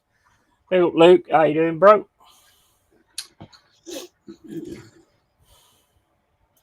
Ba-bum. Oh, bet Mama's watching, like with a tear in her eye, watching Anderson playing in a red shirt. Oh, of course, yes, Sunderland, yes. Yeah. Comes. Well, Anderson's the Newcastle player we bought, isn't he? Looks decent, actually. Yeah. Looks decent. All right, yesterday. Mm. I only ever been to Sunderland once.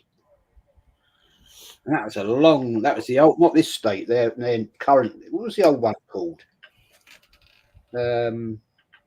Riverside. Was it Riverside Stadium? What, Sunderland? Yeah. The new one's Stadium of Light, isn't it? Stadium of Light, and it Roker Park, wasn't it? Is it Roker Park? Yeah, I think you're right. Park? Yeah, it was Roker Park, you're right. Yeah. Yeah, I went there years and years and years. God, that must be back in the bloody 70s. Cool. FA Cup game, if I remember rightly. Mm. Cool, that was years ago.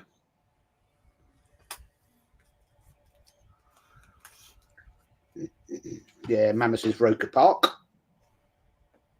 Oh, I've got a great picture from, I'm sure he won't mind me showing it. No, as long as you're not naked.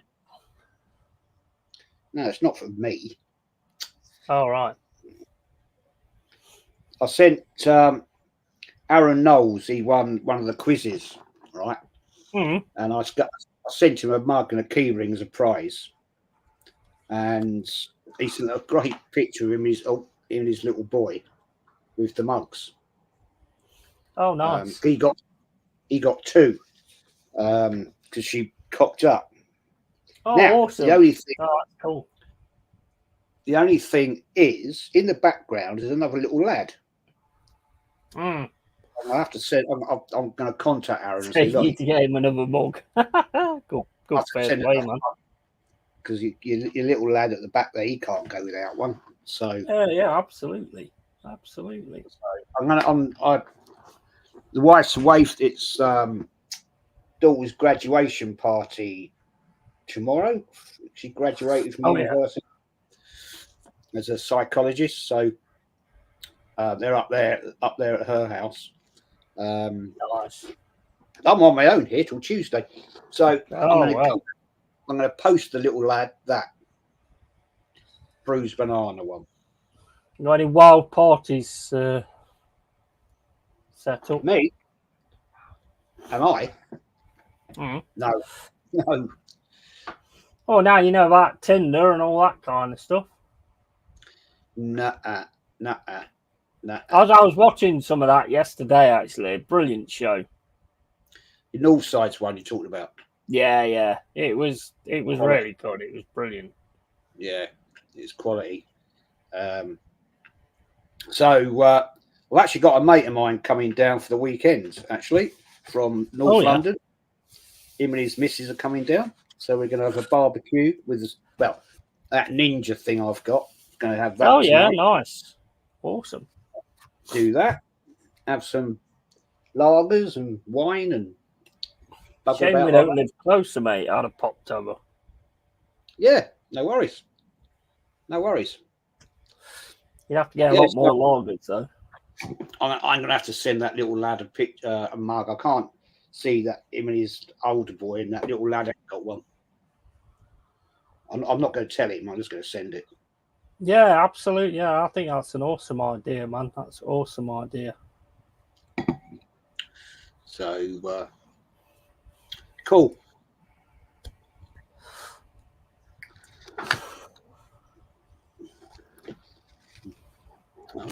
Heard anything of any transfers or anything, Arsenal? Get out of here. You're joking, aren't you? Tell you what, if you're an Arsenal fan, do not hold your breath about transfers. We can't even sell anyone.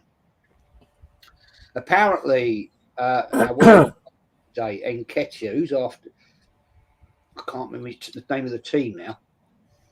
Foreign team. They were after him, right?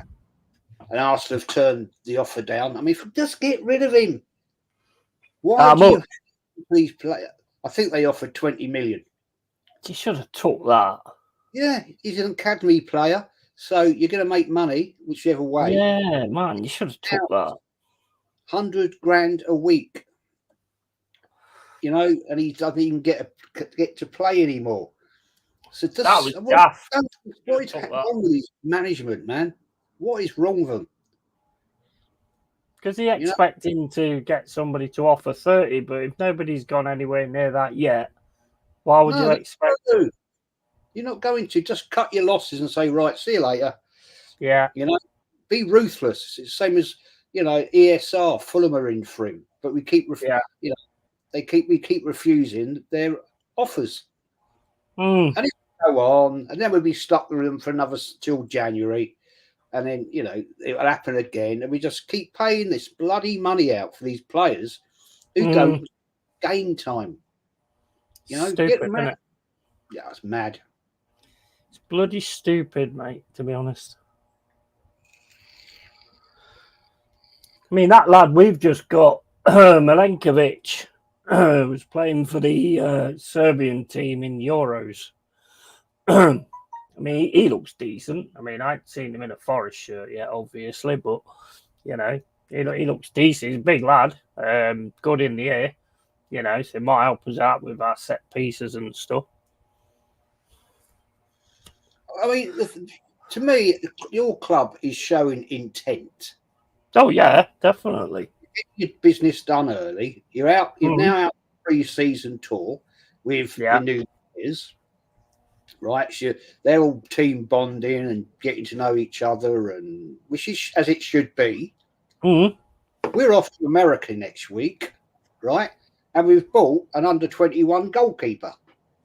You're not going to see him play first-team football because Arteta doesn't trust the youngsters. Yeah, so great. What's the bloody point, man?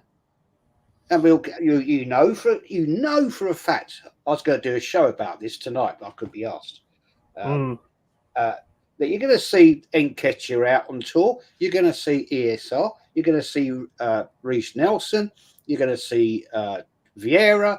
All these players are absolute piles of shit, right? Yeah, but they'll be out there. Dear God Almighty, you can't work. I mean, I don't understand what goes on with Edu and Garlic Head and Tim Lewis. What is going on? No idea, mate. They should be sacked. The thing is, I think the problem is, Yeti, I've said this time and time again, I don't think Edu and Arteta have the pull of certain other management teams. No, I don't. I don't think there's the pull to get the players in. And I think you go in with too low offers as well. Piss take offers, yeah. Yeah, exactly. I don't. You know what? You know what is frightening though. Is Arteta and all that lot. They must have such a safety net. God, yeah. You know, to not even think about doing this, that, and the other. Take care, Mama. See you later. To go and walk the dogs. Right, Mama. But yeah, they must have such a safety net to not actually be. I mean, because you see Man United pulling players in and left, right, and centre and all that kind of stuff. Chelsea, obviously. Man City are starting to move now as well. You know, they're looking at that Danny Olmo. They're looking to bring him in. You see clubs around Arsenal doing business. You've done business. Man United done business. Tottenham, I think, have done something or other. I don't know what, but you know, and we just sat here on our bloody hands, looking like a bloody idiots, doing nothing. And yet next week they're flying out to the United States, where we should have new players going with the team. Oh yeah, good point. Very good point. You've done it. Yeah, but they've got to bed in, haven't they? Yes. They got to get to know the team. They got to get to know their teammates, the structure, all that. Especially the way your team is as well, because it's very tight knit, isn't it? So they say. I don't know. So you've got to, well, I mean, I was reading something that Pepe was saying the other day that he was made to feel like he was tempted to retire from football and all this, that, and the other because of certain people that was at the club and all this, that, and the other. We probably know who they are. Big up Virgil on our airside. How you doing, bro? Big up. Welcome to the cave. I remember you in the chat from last night, I think.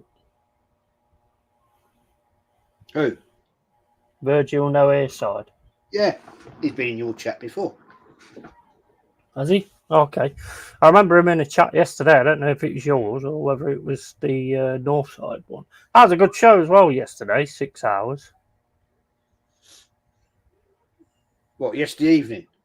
Yeah. Yeah, yours. Yeah, I didn't intend it. Yeah, the only one you did. The actual only one you did. I didn't intend it to go on for 2.5 hours, that's for sure. Oh yeah, where am I getting 6 hours from? It does seem to just. I was looking at it, it's like 1 hour and 20 minutes. I thought, well, I'll wrap this up in a minute, and the next thing I know, it's 2.5 hours. Yeah, that goes in it sometimes, I suppose. Well, it was just the chat was there, and the Northside Lee and Matty and Anthony having a good old debate, and I just sat there listening, really, which is nice. You can just let people chat. You know? Yeah. Well, I mean, why not? They all know their stuff, don't they? They all got a bit of knowledge about things and stuff like that. Well, Kenny, he went into one about this new way shirt, the African stuff, because that's his roots. I think he's Nigerian, is it, or Kenyan? I can't remember now. Yeah. And so he was given history facts about that, which was rather interesting. I was learning stuff there. So, yeah, I mean... Someone said it was about Palestine. Yeah, I've seen that. It's not. It's it's African. That's what I thought it was. Because that's why I said yesterday politics should stay out of football. It's the colours of the Rwandan flag. Yeah, right. Got you. So that's why I was saying, well, that's great. Sponsored by Rwanda on one arm, but we never go there. Mm-hmm. Yeah. Why don't we go do a tour of Africa? Go to Kenya, Nigeria, Rwanda, wherever. Go to 4 different countries. Money in it, yes. Yeah, it's the thing. There is no money in it. No. That's why. Not enough money in it. They think it makes a difference if you just put that on the side of your shirt. But they could actually sort of like go and play the friendlies there and actually make some money for them. No, they won't do that, mate. We got American owners. Yeah, exactly. That's where the dollar is. I mean, our shirts have just come out with 75 quid. Well, that's a reasonable price to pay. Well, that's the thing is though, Jez. I think they're all 75 before you put the stickers and the numbers on and stuff, and then they become 100. I wouldn't pay anything like that. I'm sorry, I won't. Well, the Arsenal shirts start at 105, and that's just a plain shirt. Is that before you even have anything put on it? Yeah. Yeah. If you want the Premier League badge on your arm, here, right? If you actually want a player shirt, the ones they actually wear, right? It's a funny material. I've got one in my, not last year, the season before shirt, right? It's a proper player shirt. And if you have the badge on it, Premier League, right? That's 20 quid. Okay, no. If you want something on your back, a name of a player, imagine how much it costs to have Odegaard, God only knows, and number, the numbers. You're going to be looking at about 140 quid. Fucking hell, mate. Seriously. That's ridiculous, that is. Now, every little kid, like Aaron Knowles, his lads, they're going to want the new shirt. Of course they are. So he's going to be paying 35, 40 quid for each of his lads' shirts before he even has a bloody name put on the back. The only time I've ever had a name on my back, right, it was a shirt. I think my mum and dad bought it, actually. It was an Arsenal shirt, and it had Jez 40 for my 40th birthday. Weren't it when you was in prison? Yeah. Jez the Hatchet. Yeah. Triple murderer. That's the only time. I've only ever had that on my on any shirt. I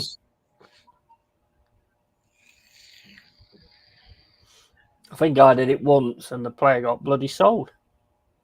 Well, that's the trouble, isn't it? So I wouldn't even bother now. I remember when we had Henri, mate of mine, he got a new season shirt, right, with Henri on the back and number 14. He was fucking sold 6 weeks later. Oh, mate, did I laugh? You'd be better off. You're always better off, in my opinion. If I was ever going to have a name on my shirt, it'd just be Yeti. Because I know I ain't going nowhere. Well, I'll say the only time it was a birthday present, I didn't even know I was getting that shirt. And it was the new season shirt. And I've never been a big one for buying new shirts, I won't lie. Not since I've got older. In my younger days, of course. But, when you were at school, you had to have the new shirt. It's bragging rights, isn't it? Yeah, but that's the problem, isn't it? It's like a peer pressure thing, isn't it? When you're a kid. You can't have the old one because you're just going to get picked on. But then again, if you remember, I'm sure Forest was the same back then in the 70s. Well, that's when I was at school. You didn't get a new shirt every year. You know, it was pretty much the same shirt for two, maybe 3 seasons. I mean, the classic blue and yellow away shirt for Arsenal didn't change for 7 years. They just basically like realize that like fans are just a cash cow and they'll buy anything. Yeah, so they keep bringing them out all the time now. And because we're an international, he had Vieira on the back of his shirt. I mean, that still stands now because I mean the guy's a legend, isn't he? Oh man, close. Paddy Vieira, yeah. Mm. But the things they know in the global market that Arsenal have, they will sell thousands and thousands of shirts in Africa. Yeah. They'll sell thousands of them because we've got a massive fan base in Africa and in America. Yeah. So that you know, I mean, I think it was last year. It was last year. TJ got the new season shirt, home kit.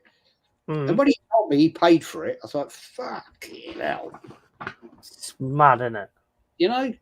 With postage, he bought it from Arsenal, the Armoury, and he had the player shirt, which is it's a lovely material. But Christ almighty, what he paid was like, dear God. And he's going to one of the games, I think, over in America. Yeah. Yeah. He is, isn't he? He's actually spending a hell of a lot of money as well to go. Yeah, flights and hotels. Dear God, no, I wouldn't pay it. Madness. But that's what I said last night. Pay it, mate. They'll charge it. I said that to Matty when he was having his rant about the price of the tickets, and Lee put it up with a map of the ground. And when he finished, I said to him, "So you're not going to any games then, Matty?" He's like, "No chance." Fucking hell. Where are you? To spend your money on than that. Well, yeah, it's a plane flight for him, where he lives, to get to Los Angeles. Plane flight. I don't know how much that would be. Plus, probably a couple of days in a hotel. Yeah. Food, drink, all that. No, you're probably looking at 2.5 grand. I don't know. Could be more. Oh, it's ridiculous, man. It's ridiculous. But like I keep saying, as I've always said, if you pay the fucking money, they will charge the money, and if you pay the money, they will put the money up because they know you'll pay that as well. So you're a master of your own downfall, really. Yeah. Yeah. I've said it all the time. It's same as when like a new PlayStation or something like that comes out. They have this, and a big tool what they use is social media. Because as soon as you get the new Arsenal shirt, you're on social media straight away. Yeah, you know what I mean? All the likes and all the, So a lot of it's that. I mean, at least when you're doing YouTube and stuff like that. I mean, I'll wear the fucking European Cup winners shirt. I don't care. Oh, why not? Exactly. Bruised banana one. Yeah, exactly. I still got it. And that was a birthday present.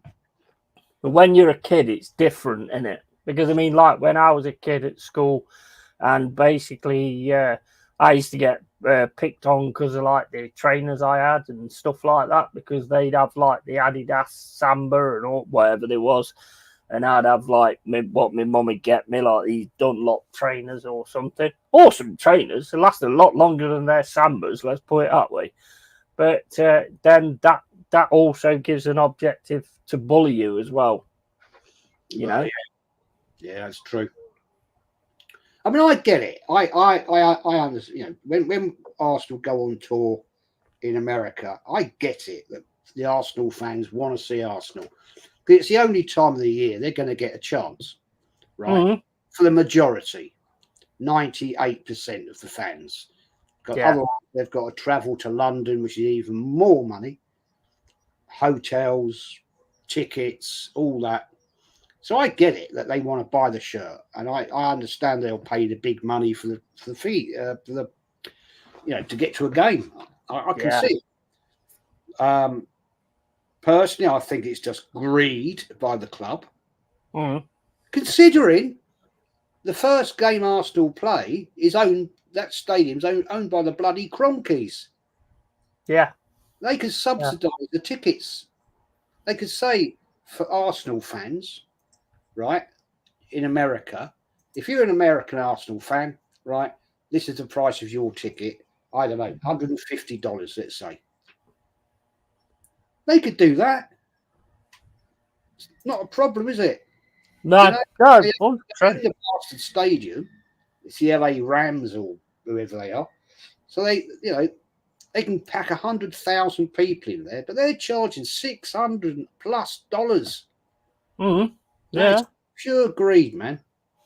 It is pure greed. But like I say, if people don't pay it, you don't get done like that. It's same as like Cole says. Look at me, pandemic. I mean, look at that. When people got the test, everybody was putting it on Facebook. Oh, I've tested positive and I've tested negative, and everybody put these things up on there. You know what I mean? And it was like, what is wrong with you? Or if they get one of them Asbos, and the Asbo goes up there. Oh, I've got an Asbo. I mean, the one funny thing that was though, do you remember when they had the riots in London when the guy got shot by the police? I think. And they had that riot in London where they set fire to a lot of the places and stuff like that, and everyone went out looting and stuff. And the Pats put it all on social media and got fucking arrested for putting it on social media. Yeah. What a bunch of fucking twats. Not of them, are they? That's you just nick that. You don't put it on social media, do you? Not really. It's just fucking stupid, man. But the likes are more important than the jail term, obviously. It's fucking madness, mate. Well, yeah. I'll never see another Arsenal game live. I'm saving for a house, a happily wife, and possibly a future kid. No room for passions in between the modern human. Fuck it all. Yeah, exactly, mate. And not everybody can afford these things. And that's why I think a lot of, the people that actually do go out and pay these prices, they're fucking over the people that can't afford it. They'll never be able to afford it. But don't you think that's a shame for Carl? Passionate Arsenal fan.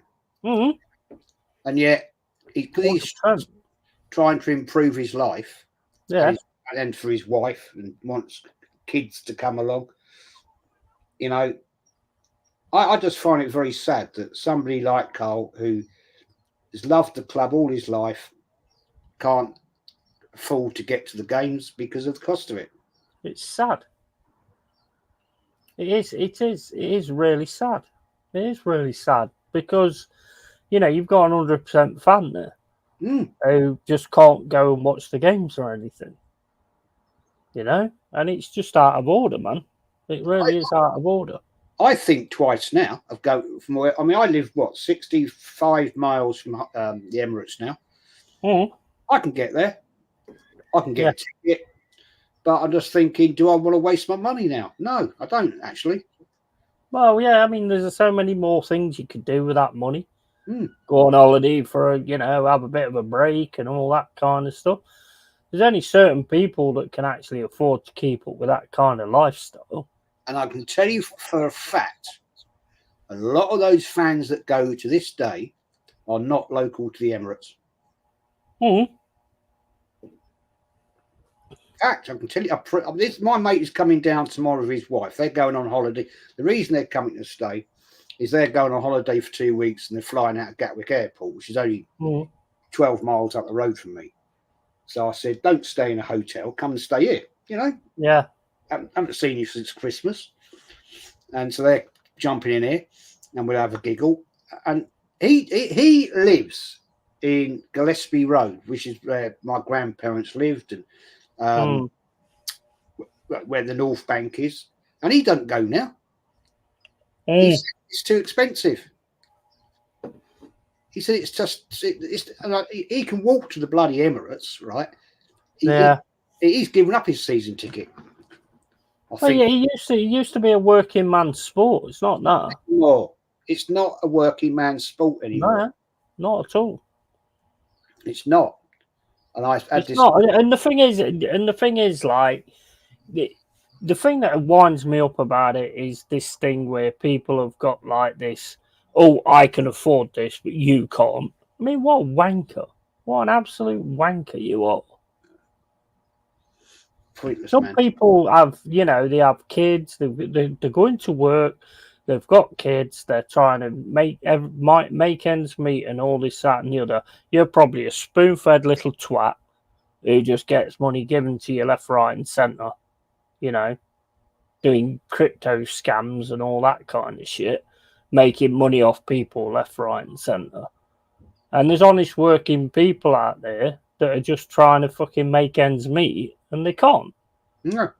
And you're bragging, you're showing them on fucking Facebook and all this, that, and the other what you can afford and they can't. Fuck you, mate. Massive fuck you. Wanker. I've seen these people that come in the Emirates, yeah, and it's starting to piss me off. They come in from the Shires, like where I am, basically, yeah, and they're not born and bred Arsenal fans. Fair enough, I get it. I'm not saying everybody should be, okay, but don't give it the big large because you come from a 5-bedroom house in fucking Surrey, yeah, and you can afford to go to whatever and spend silly money at the ground for shit food and shit drink, right? And you go once a year. Oh, I'm an Arsenal fan. Yeah, fuck off, man. Seriously, that's ridiculous, isn't it? Ridiculous. That's what makes me grind my teeth when I see people like that. And you think, like Don Robbie yesterday, right? He was going about this new Arsenal shirt, the away shirt, yeah. Oh, Arsenal shirts are getting too expensive. What do you care, you fat bastard? You don't pay for them. all you lot at AFT. Don't sit on the fence, Jez. All them, they'll all be having new shirts, home, away, God knows what. Yeah. They don't pay for any of it. And there's well, they're on the payroll anyway, aren't they? They're just trying to be the mediator, trying to say, oh well, these are expensive, blah blah blah blah blah. But yeah, you're still gonna get one given to you or whatever because of what you do. So fuck off, mate. Exactly. Do you think Ian Wright pays for his shirt? Well, exactly. As Lee quite rightly put it out last night on my show. Even if they did have to buy all those shirts at AFTV, they will claim that as uniforms and claim the tax. Yeah, of course they will. They will. Don't cry about it, fat boy, because you're not paying for them. No. Like I say, he's just doing it to try and, you see it a lot with a lot of YouTubers and stuff like that. It's like I was saying the other day in Discord, because someone was saying, oh, depends where you live, whether you become big on YouTube. And I said, it's got nothing to do with that. It's got to do with your likes and your algorithms. And the thing is, if you're real, you will struggle, because if you're like these other sellouts that basically go, oh, yeah, I'm one with the rainbow. Oh, yeah, I'm one with this. I'm one with that. You will get more people with you. Otherwise, we're going to get a selective audience because we speak it real. We don't just pander to everybody. Nope. So you're always going to get a selective audience. Of course you are. But the interesting fact is, if it all goes horribly wrong at Arsenal this season, that the fans will start to turn. Bro, how many times have you been saying that? They will this time because you know what? I've said this before and I'll say it again. There's a film I watched ages ago called Thunder something. I can't remember what it was. This guy got put in prison and he had a fight with somebody. And he got put in this like cage outside in the middle of the desert, and all the prisoners kept turning around and going, "Oh my days, he's lasted 2 days. He'll never make 3. And then the third day comes along and go, oh, he'll never make 4. And then he makes 4, and then he makes 10, and then he makes 20. And it's like, that to me is Arsenal fans. Yes, I get where you're coming from. I don't think they'll turn at all, mate. Because I think you've already said why. Because you've got people in there that ain't Arsenal fans. Yeah, it's a good point. Good point. They're just there for the day out, mate. It is. Yeah, you get a lot of people from abroad who've got, from certain Asian countries who've got a lot of money. Mm-hmm. And they'll go there and all they do is just take pictures of the bloody stadium. Yeah, exactly. You would actually say, it's a tourist thing, isn't it? Can you actually name me the 11 players? If they was proper Arsenal fans, Jez, if your fan base was all proper Arsenal fans, every single one of them would be saying, where the fuck is the George Graham statue? Exactly. Because if us as Forest fans, if we didn't have a Clough statue, we'd be kicking off. You know, we kick off when we didn't have a Brian Clough stand and all that kind of stuff. You know, we demanded the fucker. Same as what we've done with keeping the ground where it is as well. That's fan power, that is. But the question is this: how many Arsenal fans, right? Yeah, that go to the Emirates, wanted a statue for Wenger when they were calling him to get out? Well, yeah, exactly. Absolute flip flops, man. Fighting in the Emirates. Yeah, I'm watching people fight Arsenal fans fighting an Arsenal fan because one was Arsene Wenger in, the other was Arsene Wenger out.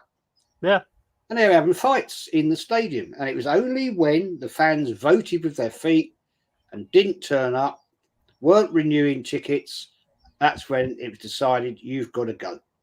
It's the only reason. Otherwise, it'd still be here now. Like Cole says here, look, profile pictures on FB of people wearing masks, donning rainbows, Palestine, Ukraine flags. Fuck off, you don't truly care, and no one else does. It's all for like fucking every new thing that happens. I mean, look at like the assassination attempt.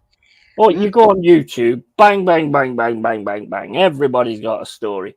Fucking, dude, when Man United signed Lenny Yoro or Yenny Loro or whatever his name is, all channels was going, oh, Man United signed such and such. Fuck's it got to do with you? I'm a Forest fan. I only care about Forest.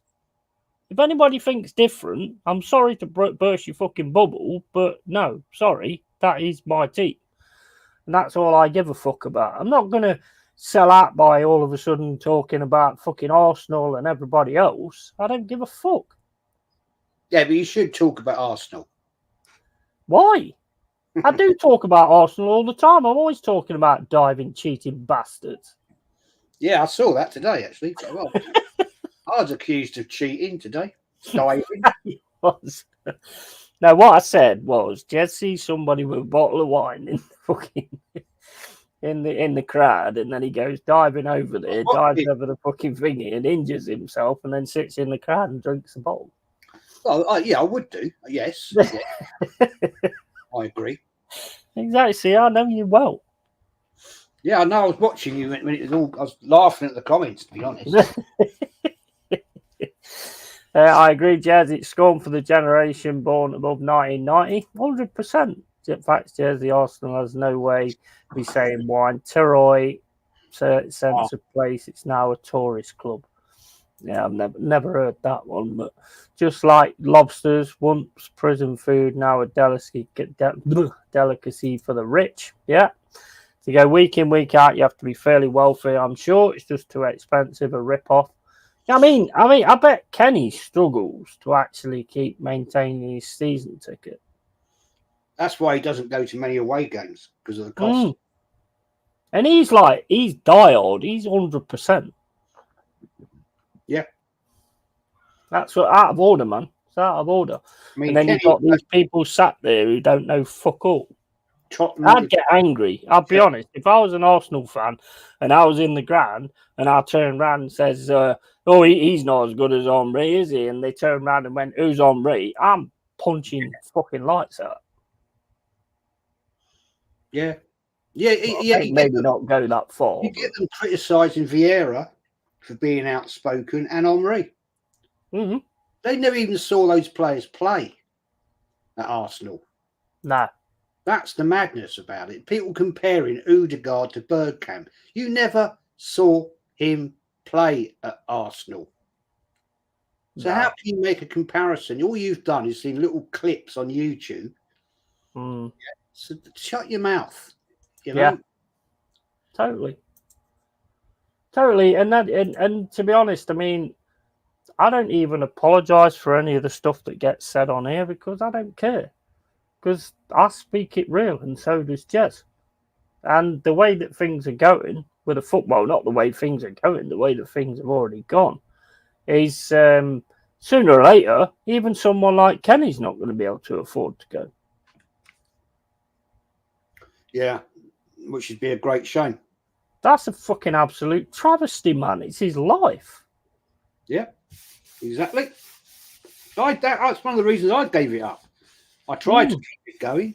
You know, when we moved down here in 2012, I think it was. Yeah, it's got me that. And it was a struggle. And it was especially getting to away games because it was like meeting up with people. I used to the night before stay at somebody's house, then go there and come back and stay at their house, then come home the next day. The wife was getting the hump of it. Quite rightly she should, you know. Yeah. And in the end, in 2016, when we should have beaten Leicester and we didn't, I thought, fuck it, I've had enough. Yeah, that's just wrong, isn't it? You should never actually feel like that, to be honest. I mean, it's just fucking ridiculous. I mean, it used to cost me, what was it? But I used to go to the ground all the time. I mean, it was like in the Championship and then when we went into League One and stuff like that. It's about 30 quid a ticket. I think my season ticket was about 100, 200 pounds or something. I used to love it. I used to fucking love it. And I miss it now. But I can't afford that. Even though Forest are quite amicable with prices, I can't afford it. No, I mean, I will maybe this season. My grandson desperate to go to the Emirates, and I said, right, we'll go, but that's going to be one hell of an expensive day out. Yeah, and then you get these dickheads who turn around and say, who don't know shit, who turn around and go, well, you're not a proper fan because you don't go and watch the fucking game. Yeah, well, can't fucking afford it. Oh, well, you make sure you can afford it. Okay, then I'll just fucking go and sell all my fucking friends at the fucking market, shall I? The fuck am I going to do to afford it? I'll go and rob a post office, shall I? Rob a bank. Yeah, then I ain't going to go either. Because I'll be behind fucking bars. They live at home with mummy and daddy. They've got no true outgoings, right? They haven't got a mortgage to pay. They haven't got a girlfriend or a kid, or if they have, they're probably on the dole, right? So they can afford to go. There's a lot of people, families, mortgages, got all the bills to pay. You know, genuine fans that cannot probably afford to go once, twice a year. Yeah. You know, and that is where I think it's all wrong. Yeah, I agree, mate. I agree. Give me 1 second, mate. Right, mate. Yeah, Carl, I've seen that. Getting told to calm down by the Emirates stewards, you're being too loud. Yeah. Or you get the classic one that I had when I was in the North Bank. This woman was behind me and never seen her before. Don't know how she got in there with 2 kids. We're standing up like that, looking, and she said, "Can you sit down, please? My children can't see." I just like, no. If I want to stand up, I'll stand up. You know what I mean? And she got the right. Didn't like it. I thought, well, hard luck. Shouldn't be here then, should you? Don't know. Never saw him again. But yeah, it's just laughable tonight. It's just laughable. Yeah, I get really wound up about it. I really do, because the club doesn't give a shit about lifelong Arsenal fans. We're not important to the club. You know, we're just not important. It's all about the day trippers coming around, having a day out, spending 27 quid on a shit steak champ sandwich and chips, you know, and that's all they care about, ripping people off. Yeah, not delivering any trophies, because that's not the target. The target is to make money. Worst thing could ever happened was the Cronkies getting control of the club.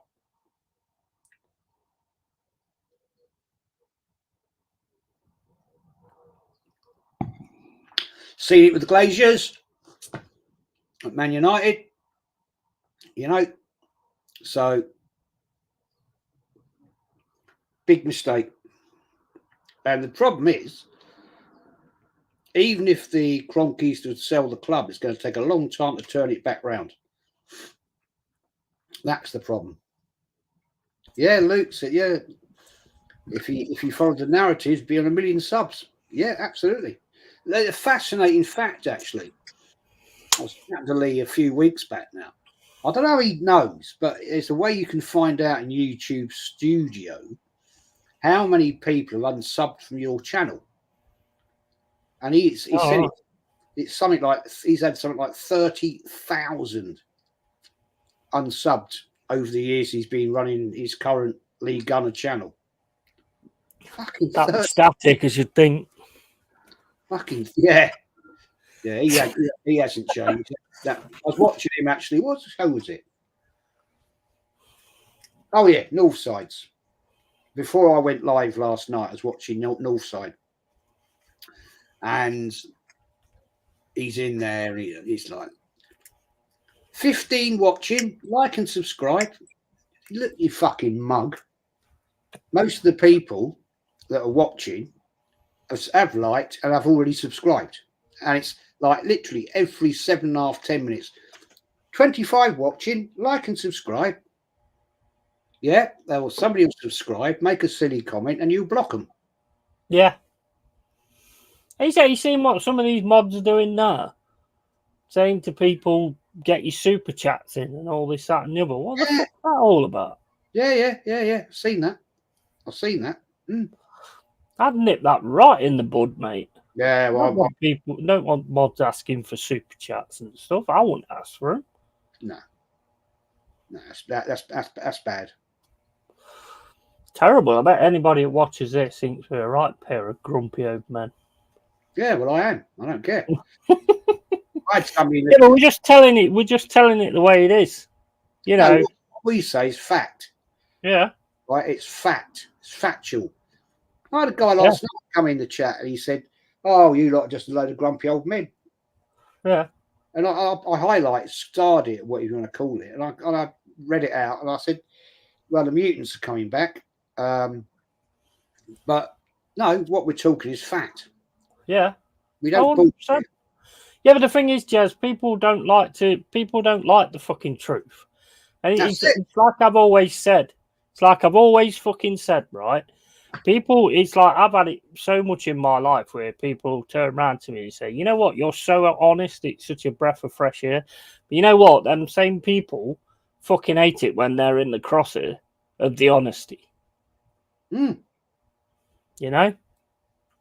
That is what I honestly believe. I totally agree with what you just said. You are very factual and honest. And that's one thing I like about you. I think that's one of the reasons we get along, is we have similar traits in what we do. But just because we don't agree with the narrative does not mean we are miserable, grumpy old gits. No.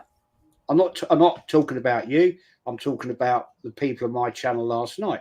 No, nobody there's a grumpy old git. What we're saying is the club is failing the fans.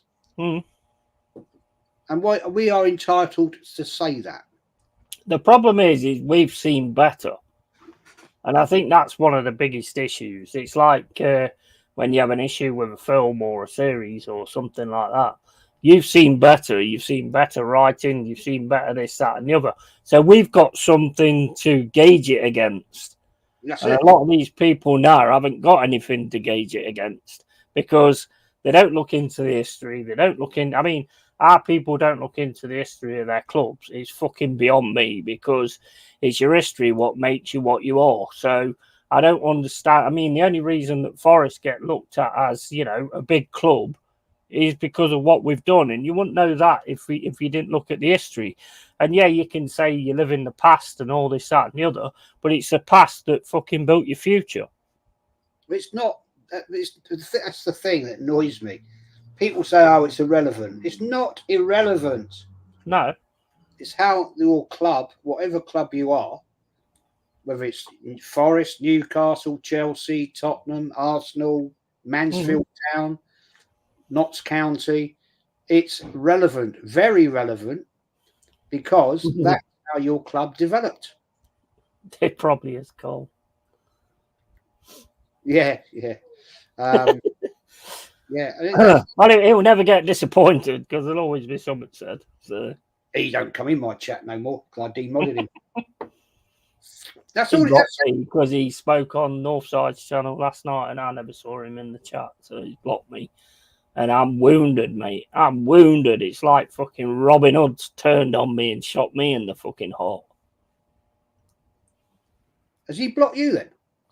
Yeah. Never mind. I'll tell you what. Jez, can you just give me a minute? Just give me 5 minutes to get over it. All right, okay, it's fine. Carry on. Don't forget FSG at Liverpool under Klopp. They haven't spent the money to rejuvenate the squad to win multiple league titles and UCL trophies. Yeah, well, I think everybody was saying that. The thing is, you've got to keep advancing. Well, I mean, Klopp had a brilliant team with Salah and Mane. I mean, they was quality. And then they just didn't give him the money to keep adding to it. Like City keep adding players. How they fucking do that with the situation, I don't know. But, you've got to keep adding to it and bringing different ones in and stuff like that. Otherwise, it will fade eventually and it will stop. True. Yeah, very true. Because your main players will get older. That's one of the biggest worries, I think, for Arsenal. Because it's like, these players that you've got, they're getting older. Yeah? And sooner or later, if you just keep finishing second and not getting the top spot, they're going to look elsewhere. Because it's their career. That's why I said earlier in your channel show tonight, it's going to be a make or break season this year. Because I can see players, right, with potential, and we have got a few, right, who are going to say, well, I've had enough of this, I want to go. We're not going to win anything under Arteta. There's no ambition in the club. Look what happened with Van Persie. Yeah. Greatest season he ever had at Arsenal. Fucking next year went to Man United. And his statement was, the club had no ambition. Yeah. See, the thing is, right, okay, let's look at it like common sense wise, yeah. If I'm Arteta, which, if I was, I'd probably have slit my throat at some point.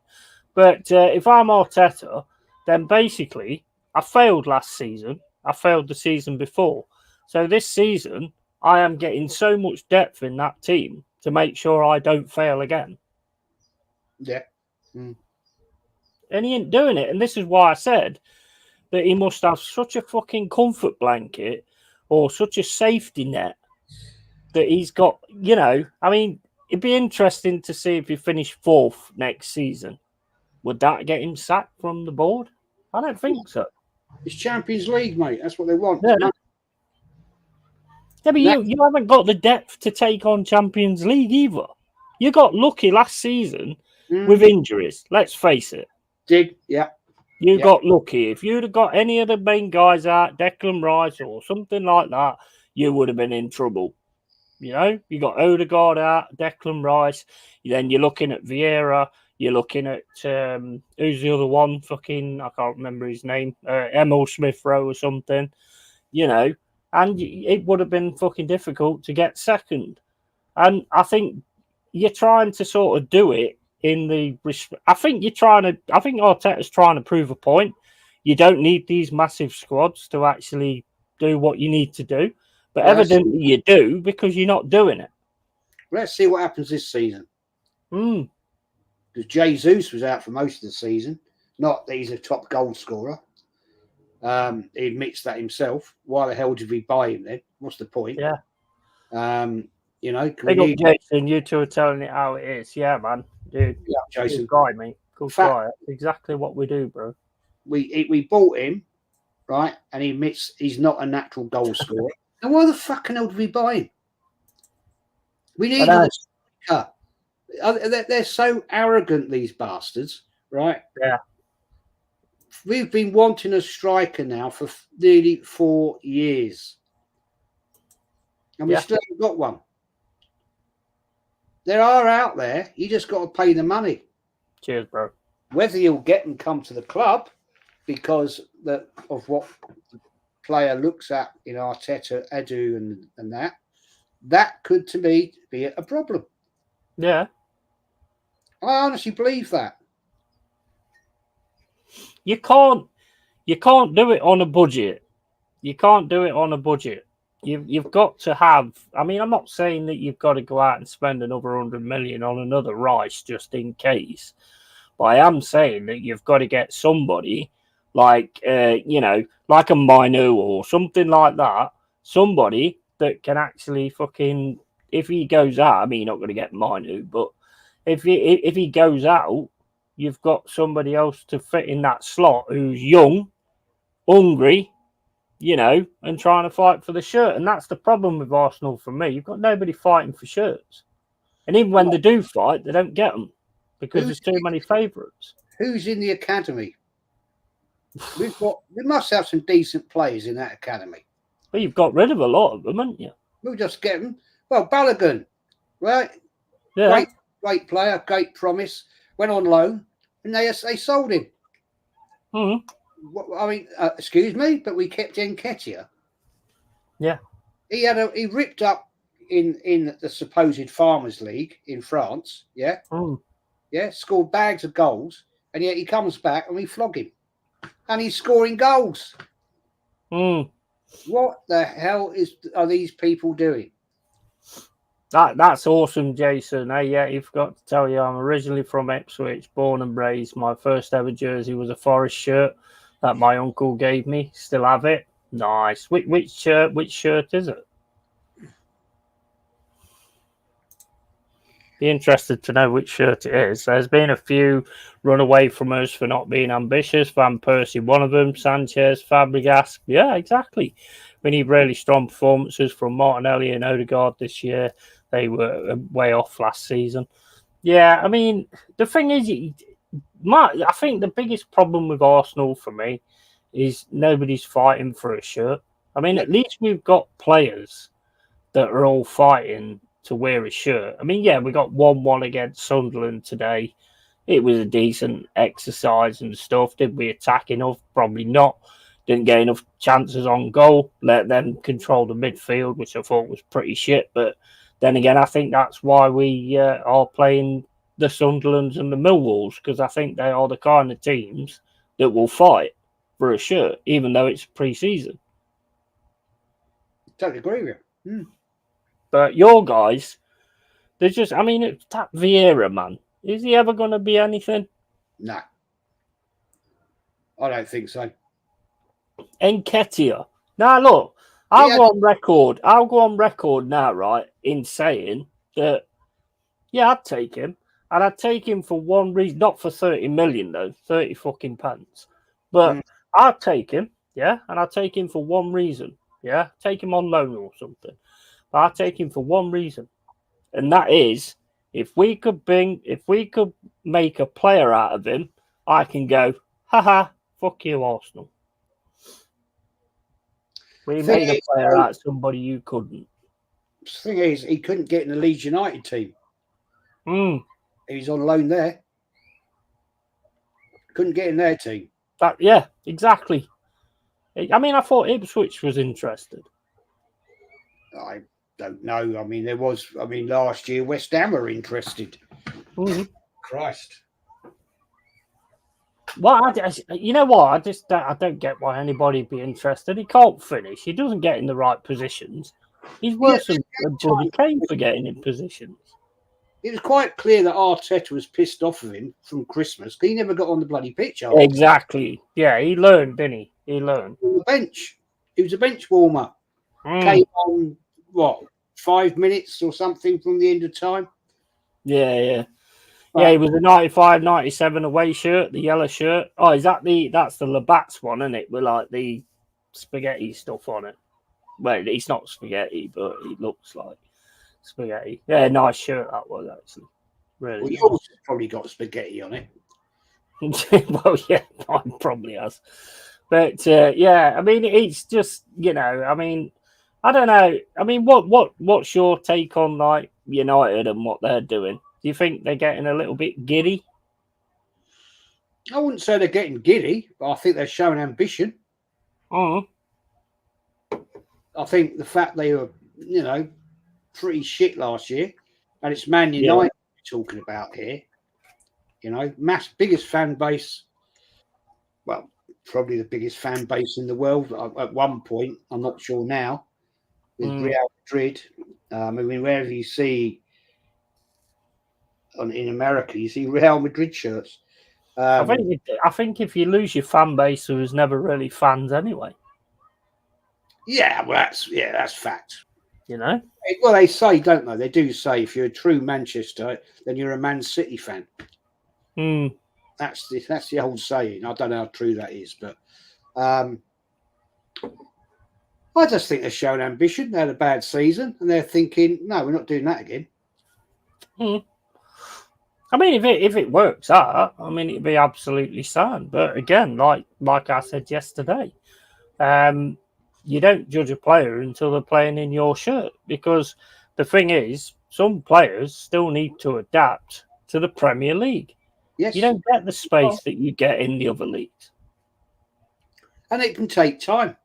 I mean, let's put it right. When Arteta joined, he not Arteta, sorry, Henry joined. Yeah, never heard of him. Didn't know who he was. And I remember watching him his first game at Highbury. And I remember saying to the other lads, "Cool, not impressed with this guy."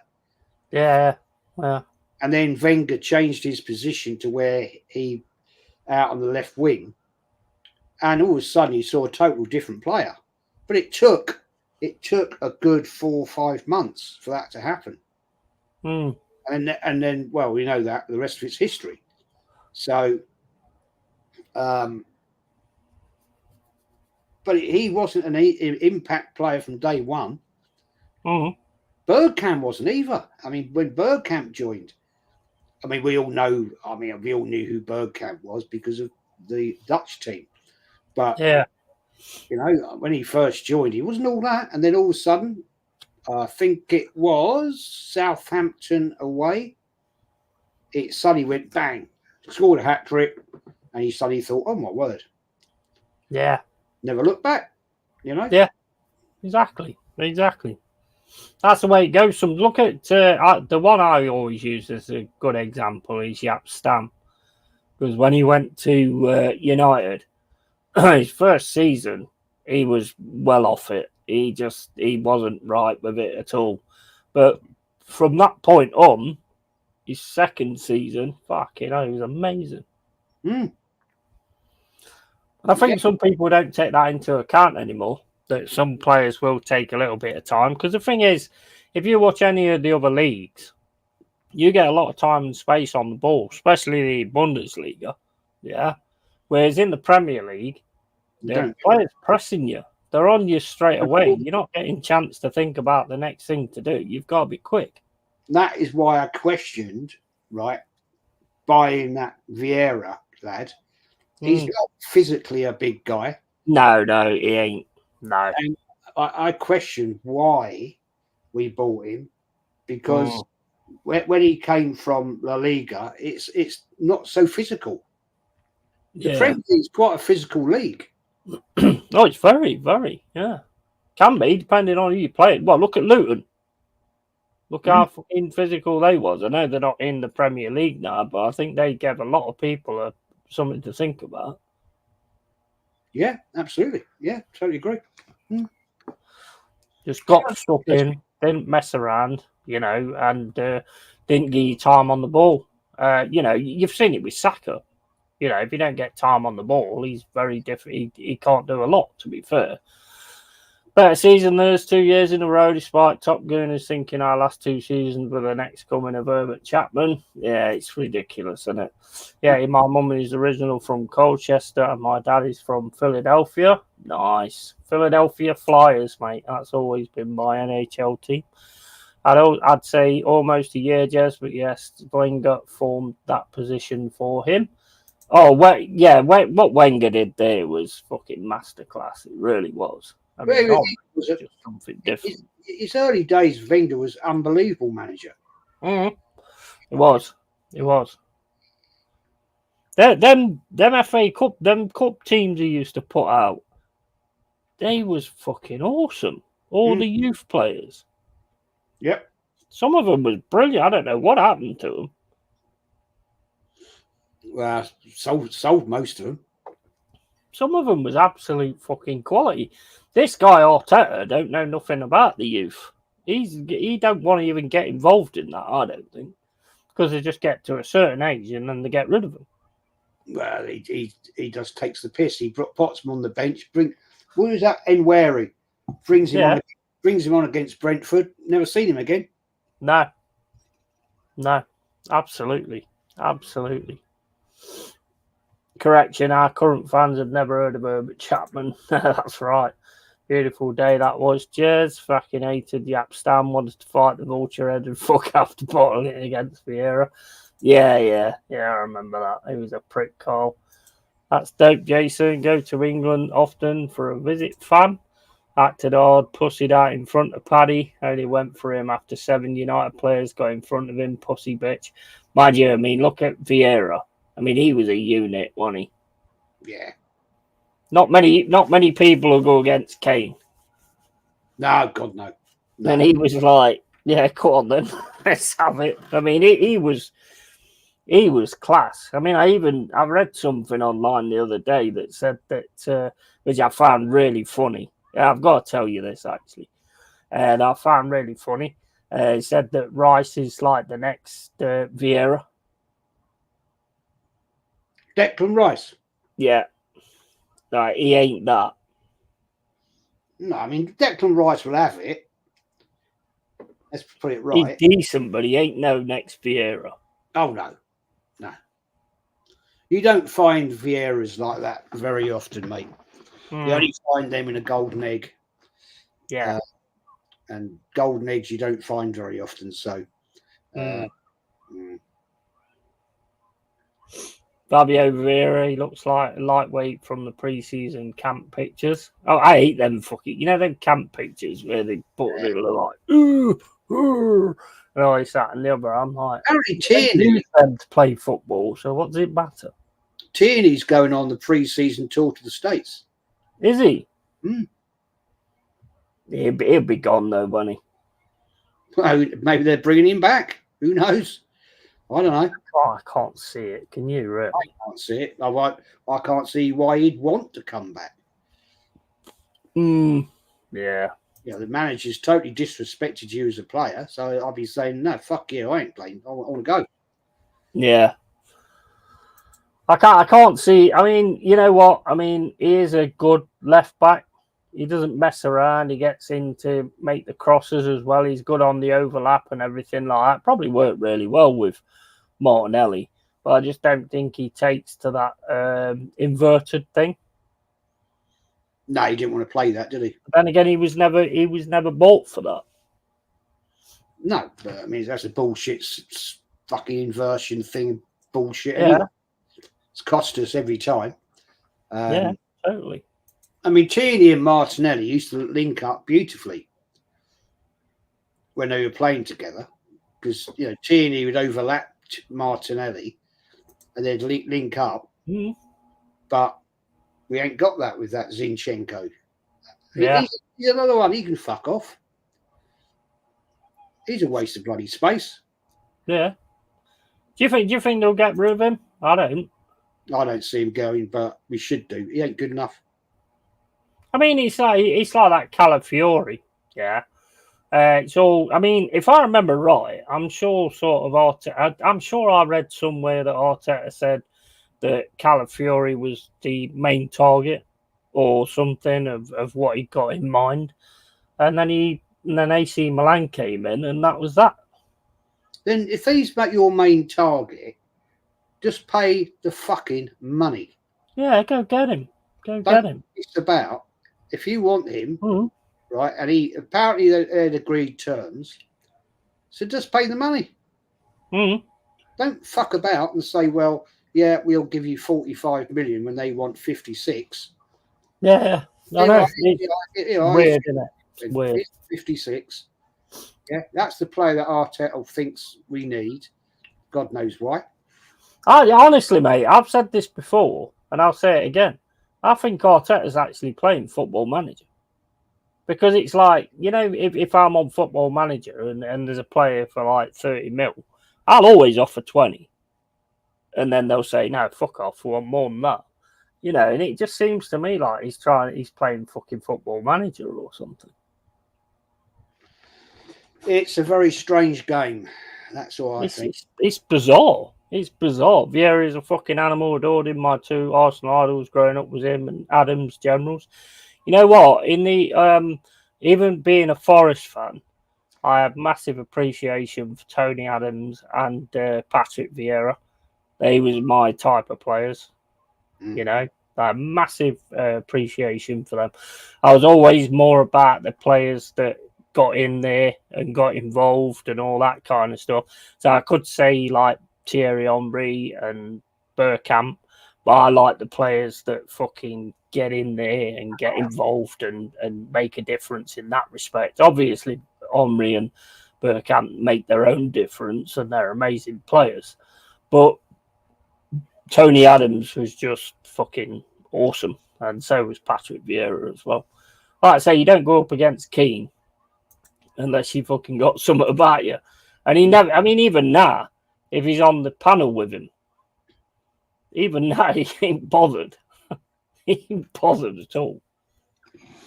Well, they were proper footballers, mate. Mm-hmm. Yeah, Vieira had it all, midfield general. Yeah, absolutely. I mean, you know what? They was always the games. Even though I'm a Forest fan, they was always the games that I would not miss. Man United against Arsenal. When Vieira and Keane was there, because you knew, I mean, he even started in the tunnel. So you knew what you was going to get out of it.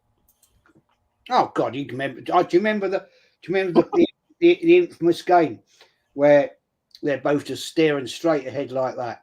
Mm. And the ref, and he turns around and he says something to Keane, and the referee goes, "Leave it for the pitch." That's right. Yeah.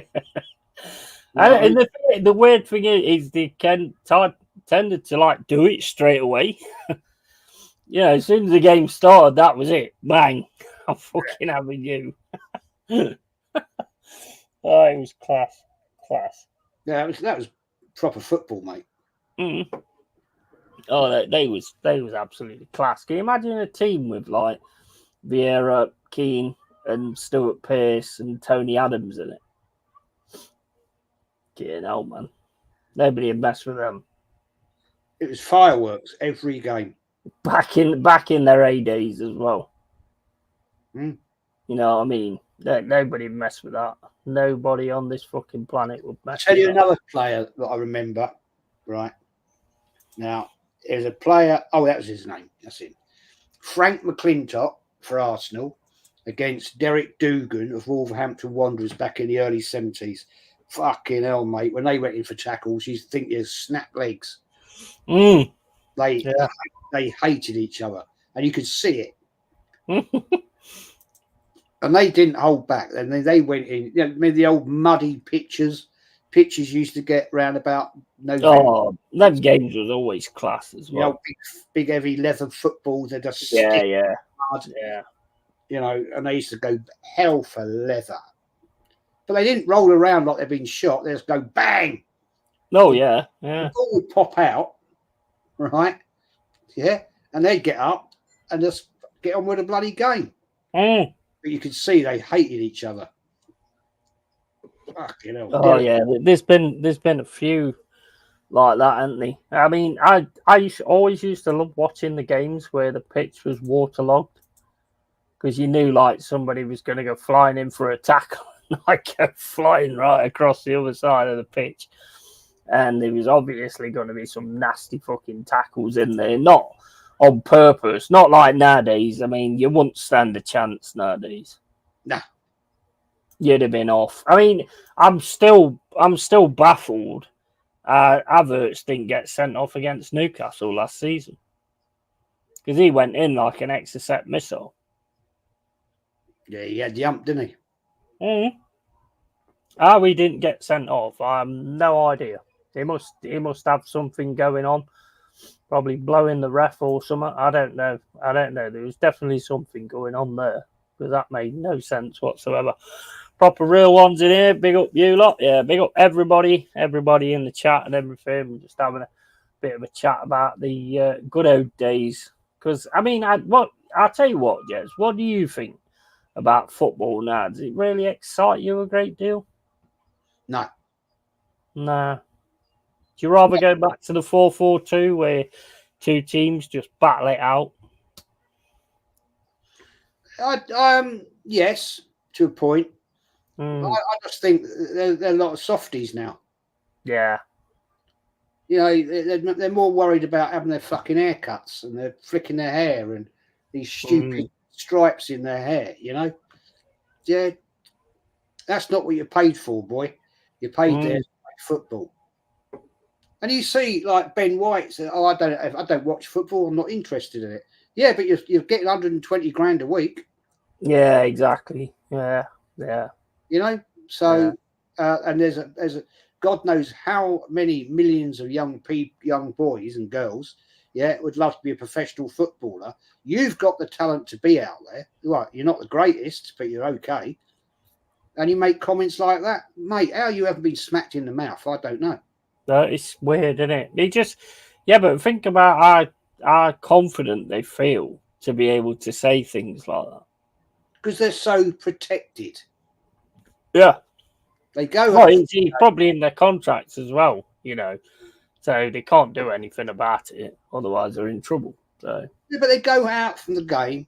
They go to their lovely big 6-7 bedroom multi-million-pound house, which has got the highest tech security cameras, God knows what else, with electric gates, right? And they live in a dream world. They got so much money they can do whatever they want. Yeah. And they don't interact with the fan base anymore. No. Me, when I was a little kid, right, I used to sit there, and watch the players turn up. This is before London Colney. Behind the old clock end was the training pitch for Arsenal, right, until they made it into the concourse. And you used to watch the players every morning, turn up, go through the East Stand doors, where you had the concierge guy with his hat on and all that, you know. Yeah. And if you stood there, kids trying to get autographs and all that, they'd sit there and talk to you. Yeah. Well, you know, they say, "How you doing? You know, looking forward to the game at the weekend, this, that, and the other." And if you had a football in the street, they'd have a quick little 5 seconds, 30-second kickabout with you. And then off they'd go into the East Stand and go training in the training pitch, you know. And it was a different game, different world. My granddad used to drink right in the Abbotsbury Arms with David Dean. Yeah. After a game, David Dean would go in there, and this is before I wasn't old enough to go in pubs. They don't want to know now, do they? They don't want to know. Get your Lamborghini and fuck off. Yeah, exactly. David Dean would go in that pub pretty much after I'm not saying every game, right? Because David Dean used to live in Avenel Road where I lived. Before my time. He obviously moved away, but He used to go in that pub, and as soon as he walked in that pub, he'd go to the bar and buy a round. That's how it was. And he'd stand there for an hour, 2 hours, have a chat with all the people in there. Yeah. I mean, my granddad knew him very well. Yeah. That's how I met David Dean as a young man. Many times went through my granddad, and I used to go with him. He was a real, true gentleman. Don't see that anymore. No, well, you don't. I mean, as you know, I met Brian Clough when I was walking back home from work. And, mate, there's not many people can sort of tone me down or anything like that. Not tone me down, but instantly get my respect, because it takes a while for me to, give that kind of respect. I have to see what you're about and what you do, not what you say. I'm not interested in what you say. I'm interested in what you do, because what you do will always be real. And, I just had ultimate respect for him. Even knowing what he'd done, I weren't like a fanboy, like everybody goes, oh, it's Brian, oh, this, that, and the other. I was just straight up with him. But he was a kind of person, when I spoke to him, he's a kind of person that you'd think to yourself that, yeah, I would run through a wall for you. Because he had that kind of like thing about him, He had that demeanour, didn't he? He was like, yeah. Exactly. I mean, it's just. I was watching a video on YouTube the other day about Clive Tildesley. He got on with Forrest, and he got on the fucking coach as he was leaving from Nottingham. And Brian came up, Cluffy turned around, came up to him and says, "What are you doing on this coach without a tie?" He says, "Oh, well, I didn't have time, this, that, and the other." He chucks him a pound. Obviously, ties aren't a pound now. But he chucks him a pound. He went, "Young man, get yourself a tie or get off." And we're leaving 15 minutes. So he fucking got off the coach. He ran all the way to this fucking shop, bought a tie, went back, and then Cluffy just turned around and went, "You're looking very smart, young man. Looking very smart." But players used to go in their jackets and ties. Yeah. That's why you had a jacket and tie on.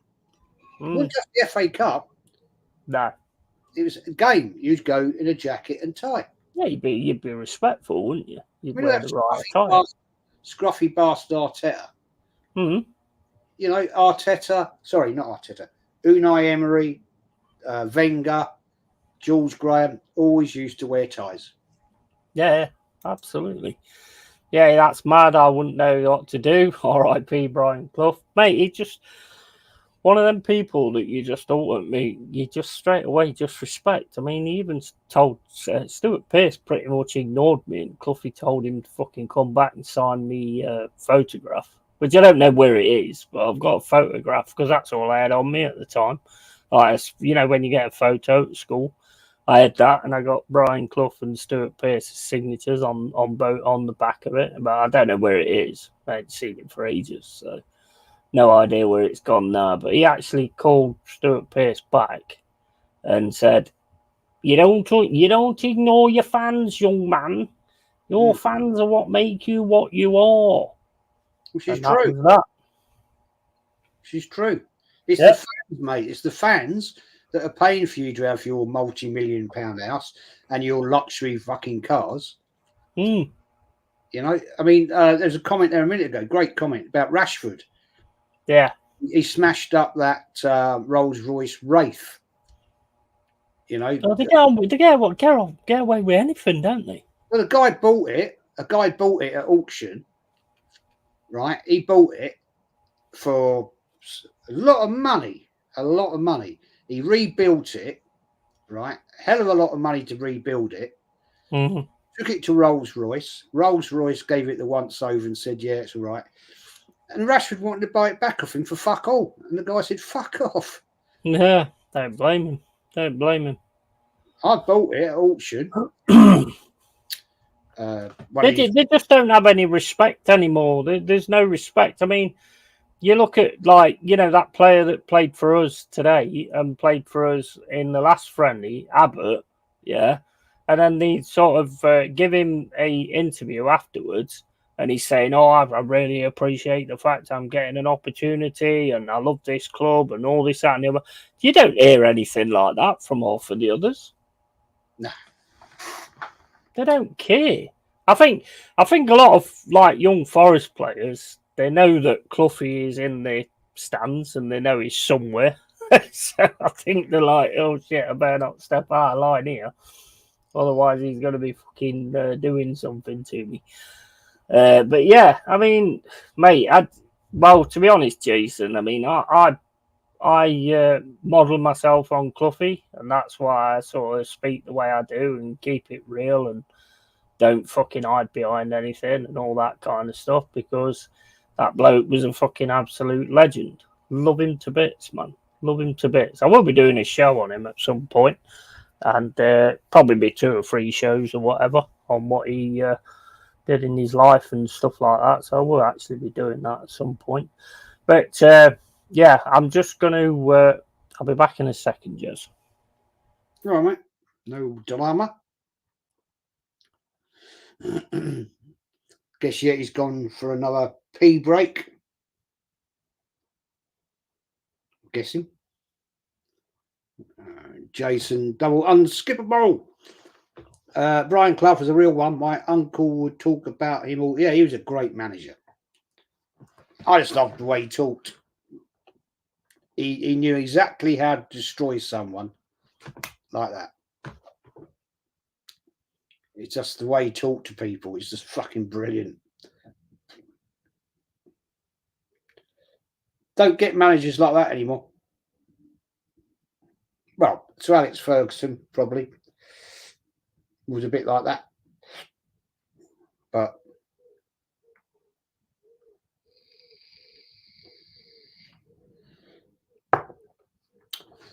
otherwise, no.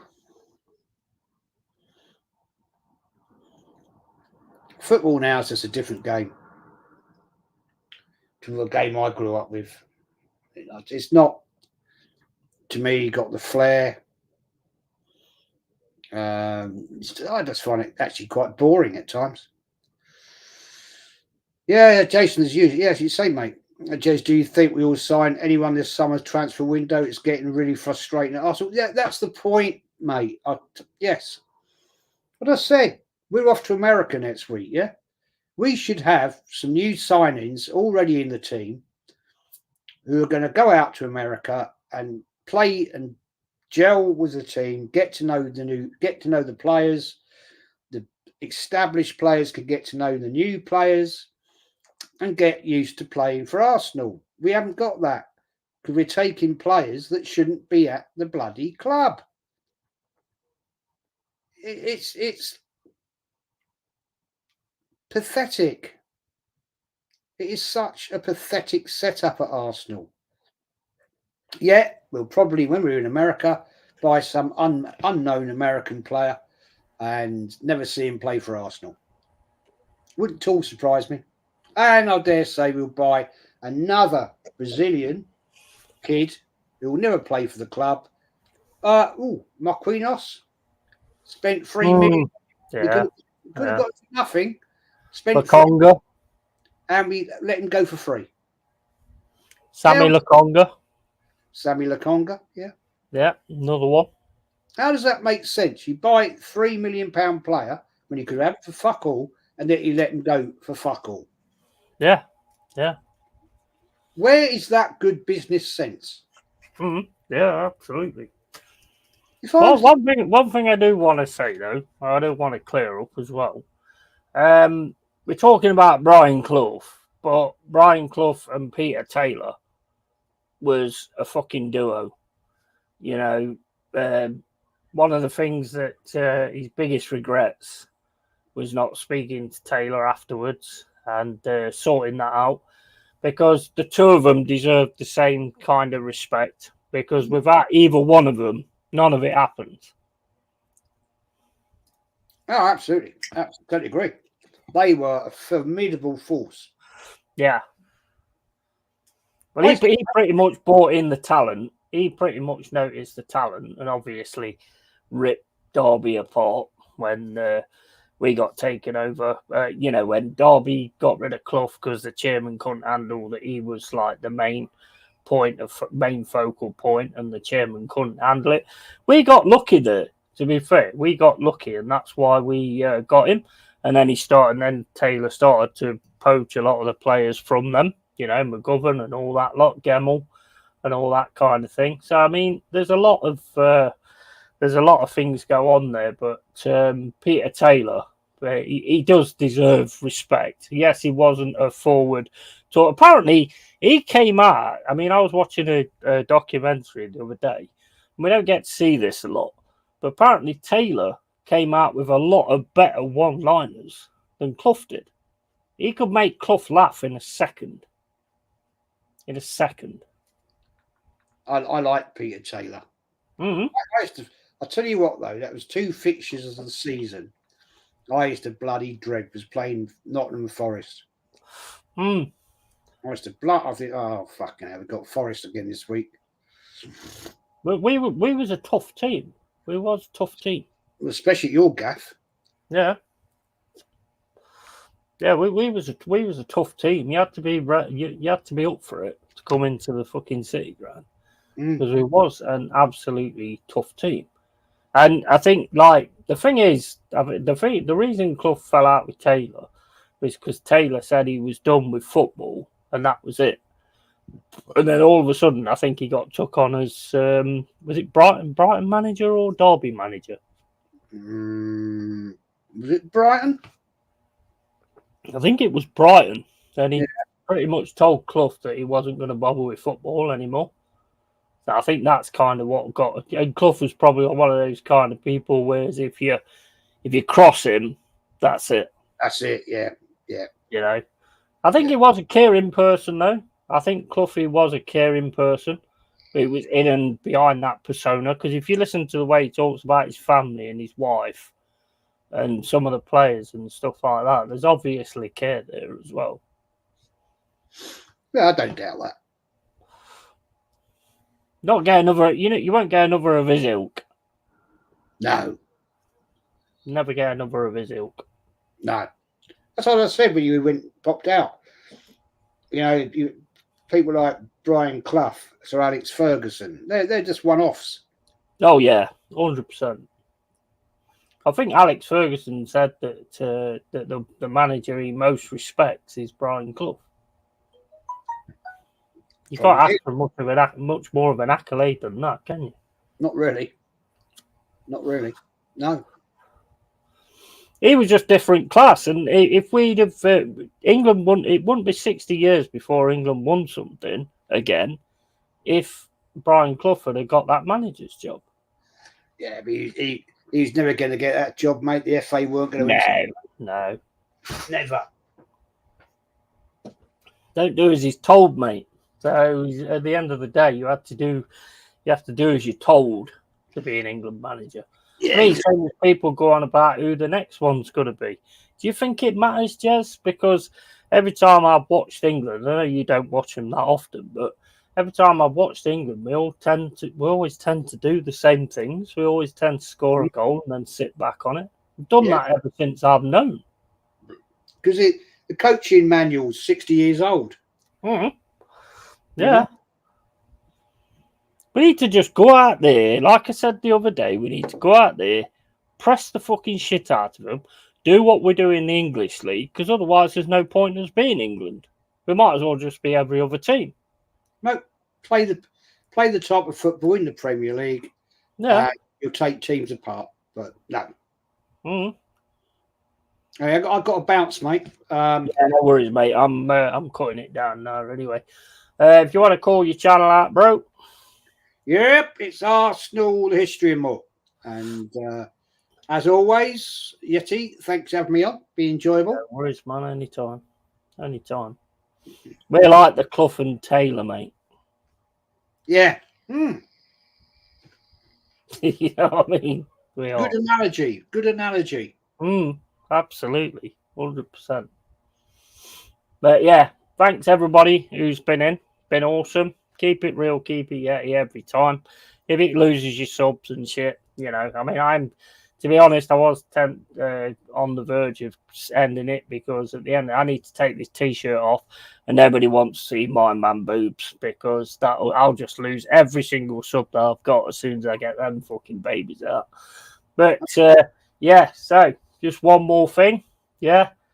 Absolute fucking legends. Great to meet you, Jason Carter, mate. Absolute fucking legend. And everybody else that's been in this chat.